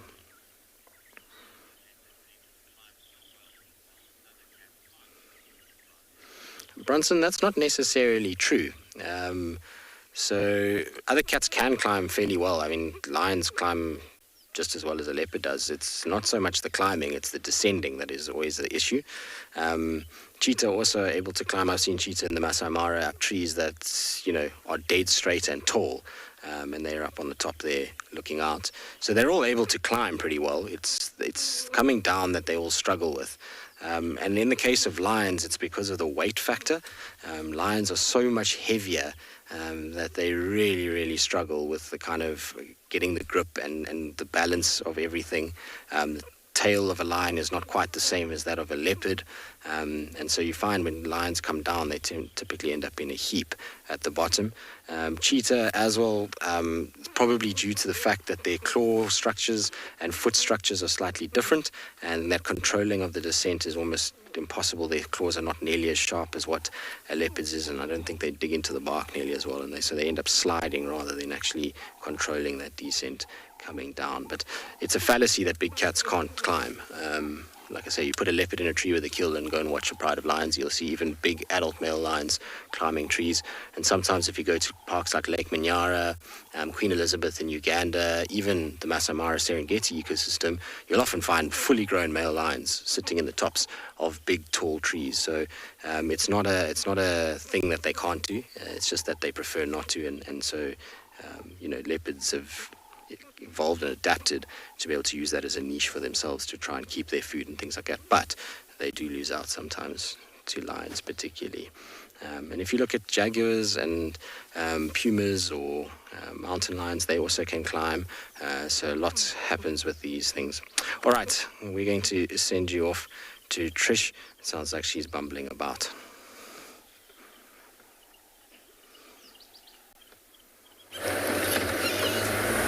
So, we have left Kalamba. We thought she was going into a Tamboti thicket for one. And she was missioning quite hard, and other vehicles were all trying to get in. And with a Tamboti thicket, it's a protected plant, so we don't drive over Tambotis. You know, normally if we're driving through, we can drive over a Combretum, and then the Combretum will spring back up. We can do that for most plants. But with Tamboti, we don't do that, and with the leadwood, we don't do that. That's because they're protected plants, protected trees. So we decided, let's leave her, let her be. It's such a small space anyway, so those two vehicles there should still give her sufficient space to be able to hunt. But we did see the wildebeest family. I've taken to counting them every day now, just in case an extra one is dropped. So this morning we counted 4. It's also nice to notice or to see that they've kept the 4 that they've had this whole season.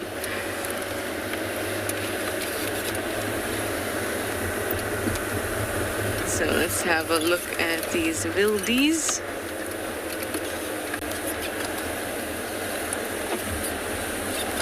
I'm just going to go around so that we can actually see the little calves.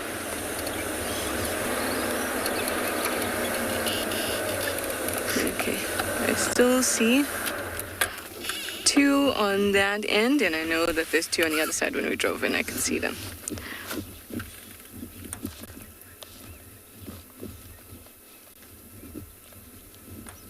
Gorgeous, the little things.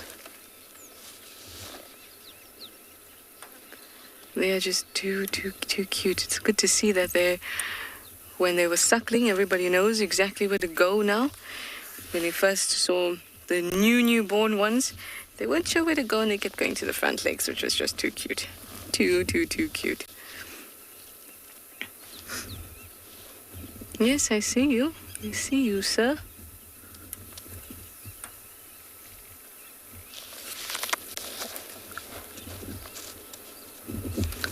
They're just enjoying the shade. My goodness, it is seriously hot. Olivia, you'd like to know how long I've been a guide for? I've been a guide for 2.5 years. Yes, but my interest in animals, particularly science, has gone on for much longer than that. I'd say academically at least 10 years.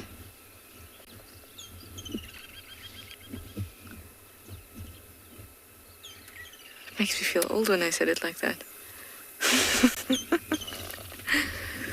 And then I worked as a research scientist for about 3 years. Spots of studying in between after I completed my degree, and then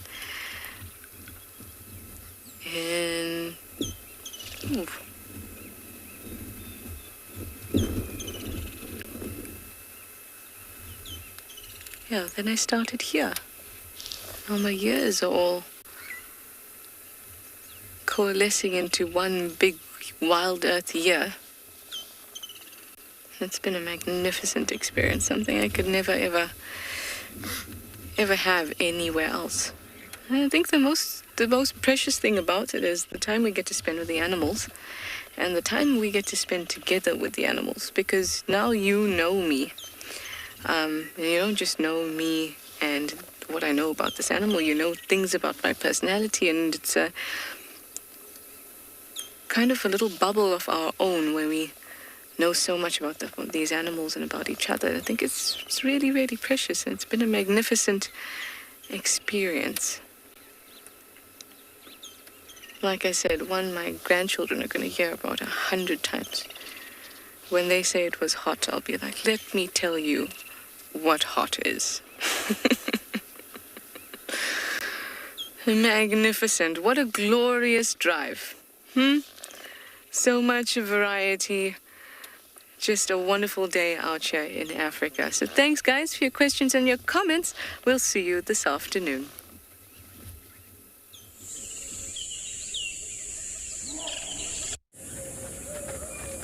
This program features live coverage of an African safari and may include animal kills and carcasses. Viewer discretion is advised. Well, a fitting way to start our afternoon safari with a little impala lamb that's beginning its journey into life out here in the wilderness, which we know is fraught with danger and all kinds of things, which means that we have lots and lots of promise for this afternoon, because these impalas are not too far away from where there were lions and leopards this morning, which is what we hopefully are going to be able to find at some point during the course of this afternoon. You'll find that these guys are going to eventually go up